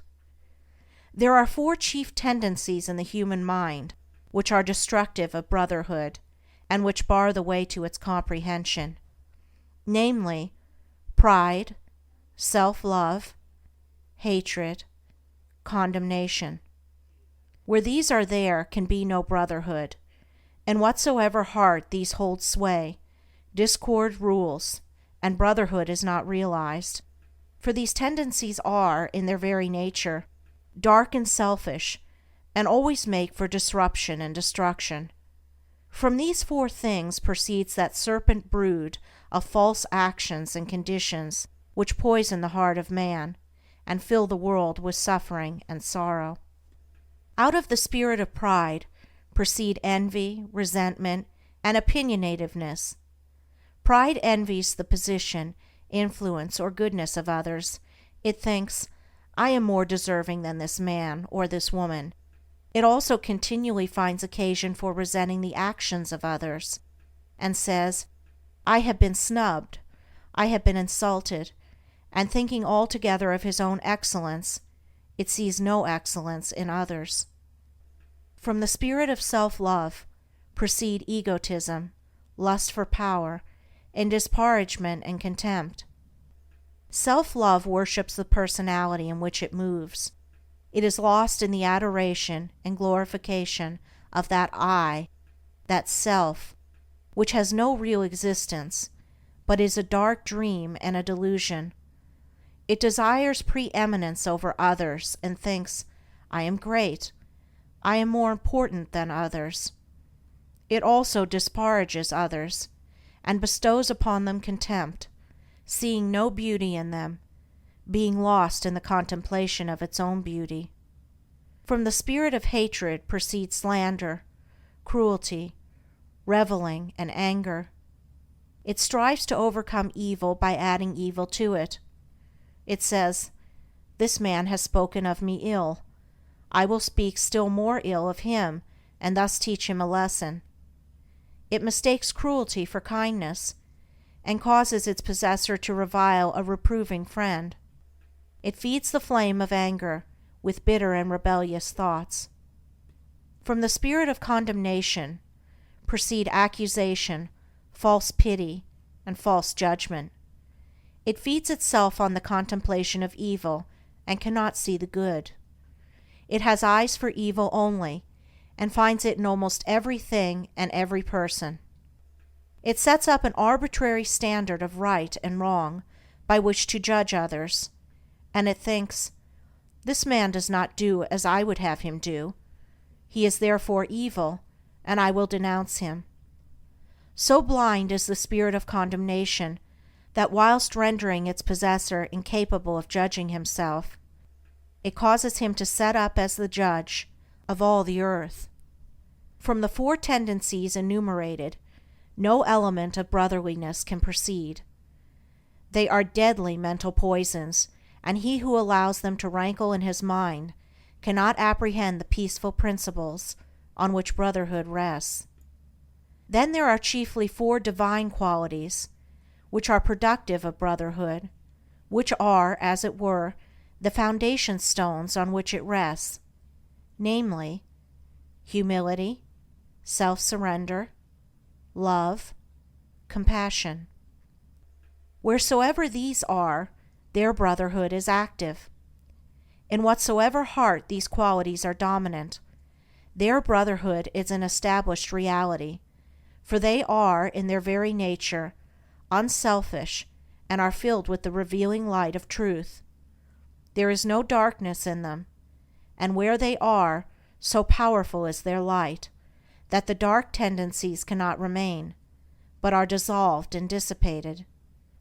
Out of these four qualities proceed all those angelic actions and conditions which make for unity and bring gladness to the heart of man and to the world. From the spirit of humility proceed meekness and peacefulness. From self-surrender come patience, wisdom, and true judgment. From love spring kindness, joy, and harmony, and from compassion proceed gentleness and forgiveness. He who has brought himself into harmony with these four qualities is divinely enlightened. He sees whence the actions of men proceed and whither they tend, and therefore can no longer live in the exercise of the dark tendencies. He has realized brotherhood in its completion as freedom from malice, from envy, from bitterness, from contention, from condemnation. All men are his brothers, those who live in the dark tendencies, as well as those who live in the enlightened qualities, for he knows that when they have perceived the glory and beauty of the light of truth, the dark tendencies will be dispelled from their minds. He has but one attitude of mind towards all, that of goodwill. Of the four dark tendencies are born ill will and strife. Of the four divine qualities are born goodwill and peace. Living in the four tendencies, a man is a strife producer. Living in the four qualities, a man is a peacemaker.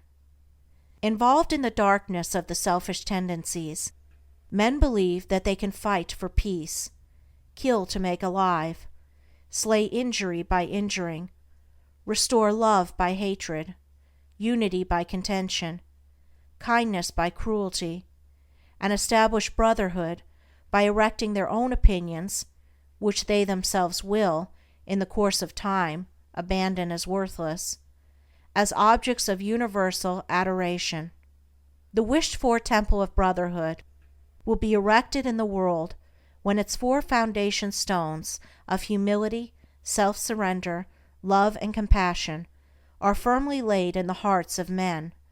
For brotherhood consists, first of all, in the abandonment of self by the individual, and its after effects is unity between man and man.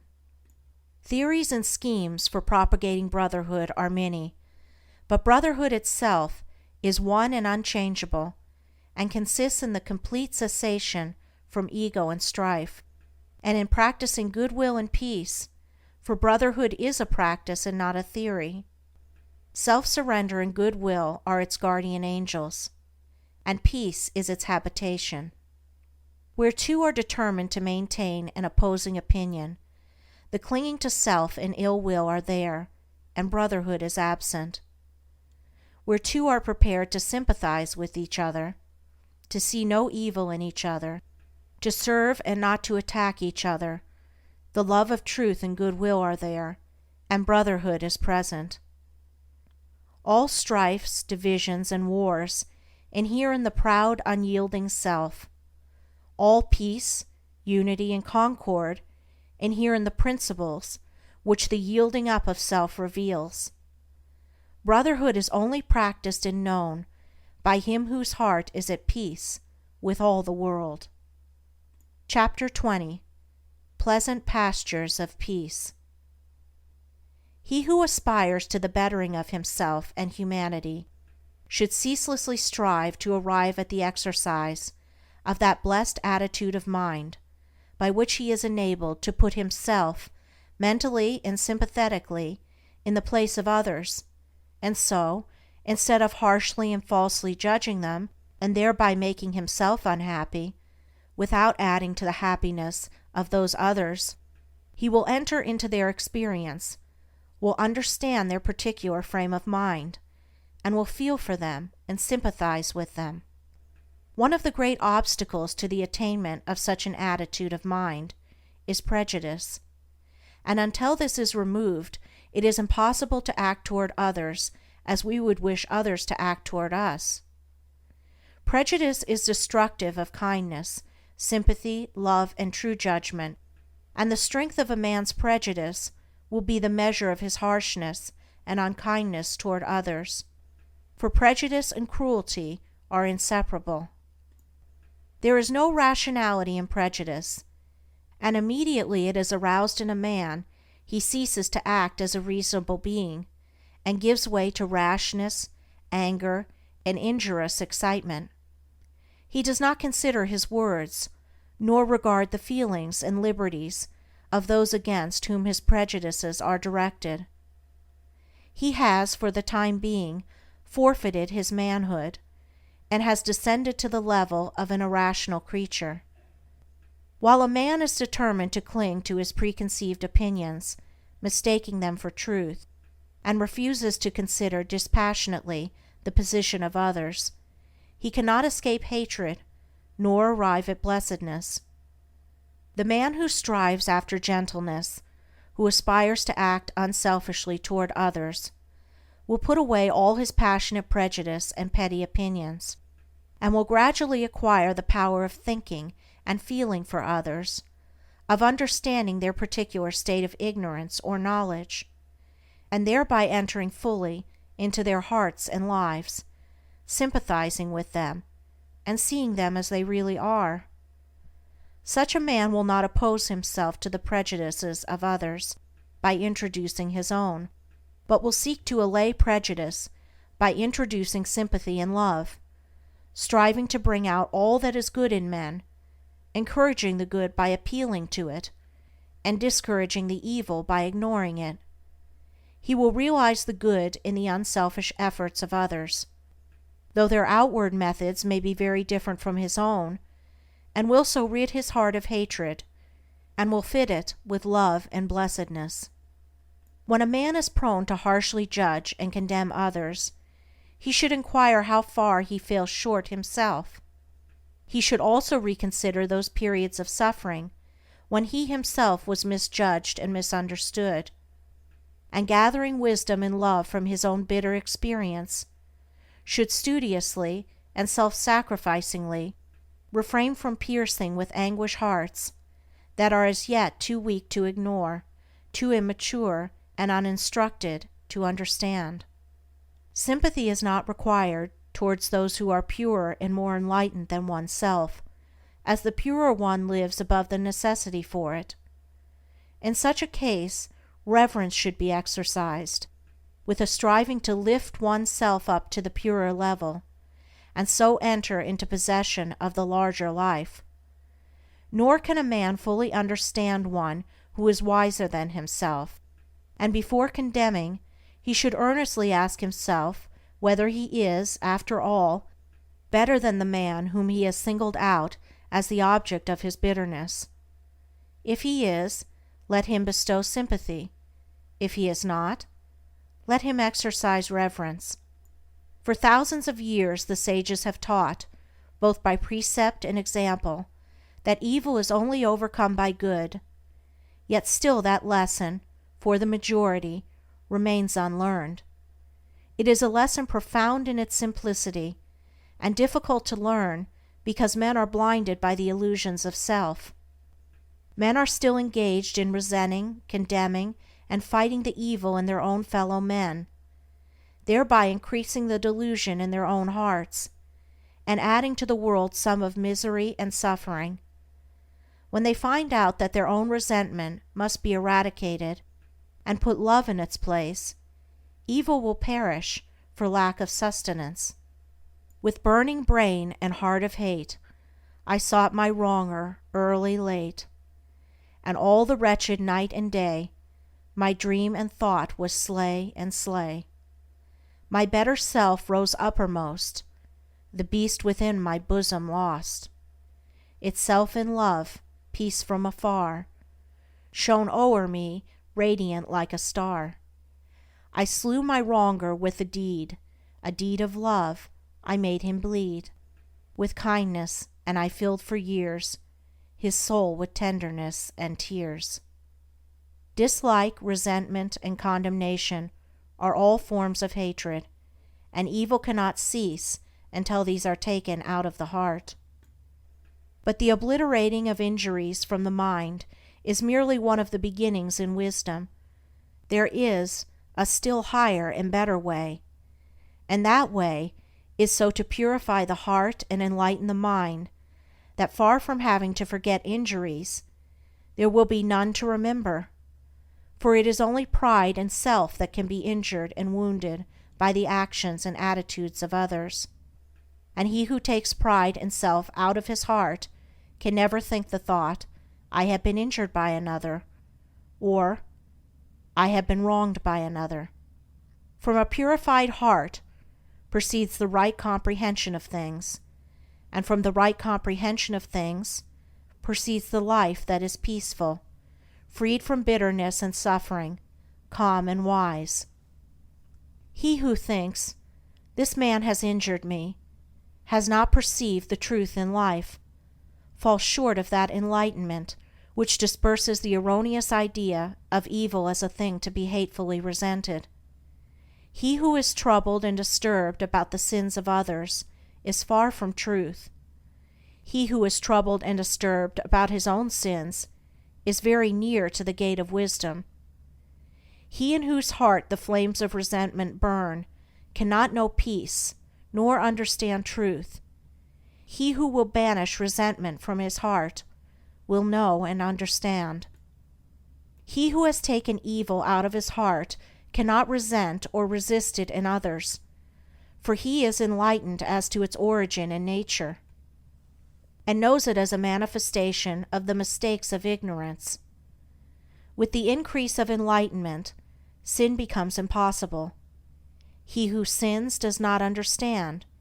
He who understands does not sin. The pure man maintains his tenderness of his heart toward those who ignorantly imagine they can do him harm. The wrong attitude of others toward him does not trouble him. His heart is at rest in compassion and love. Blessed is he who has no wrongs to remember, no injuries to forget, in whose pure heart no hateful thought about another can take root and flourish. Let those who aim at the right life, who believe that they love truth, cease to passionately oppose themselves to others, and let them strive to calmly and wisely understand them, and in thus acting toward others they will be conquering themselves, and while sympathizing with others, their own souls will be fed with the harmony dews of kindness, and their hearts will be strengthened and refreshed in the pleasant pastures of peace. End of Above Life's Turmoil by James Allen. Hi, this is Super Utils with some afterwords. I'm here just to ask, if you enjoyed this audiobook, then please do click on the like button down below and subscribe to my channel. Thanks a lot for your attention and have a wonderful day!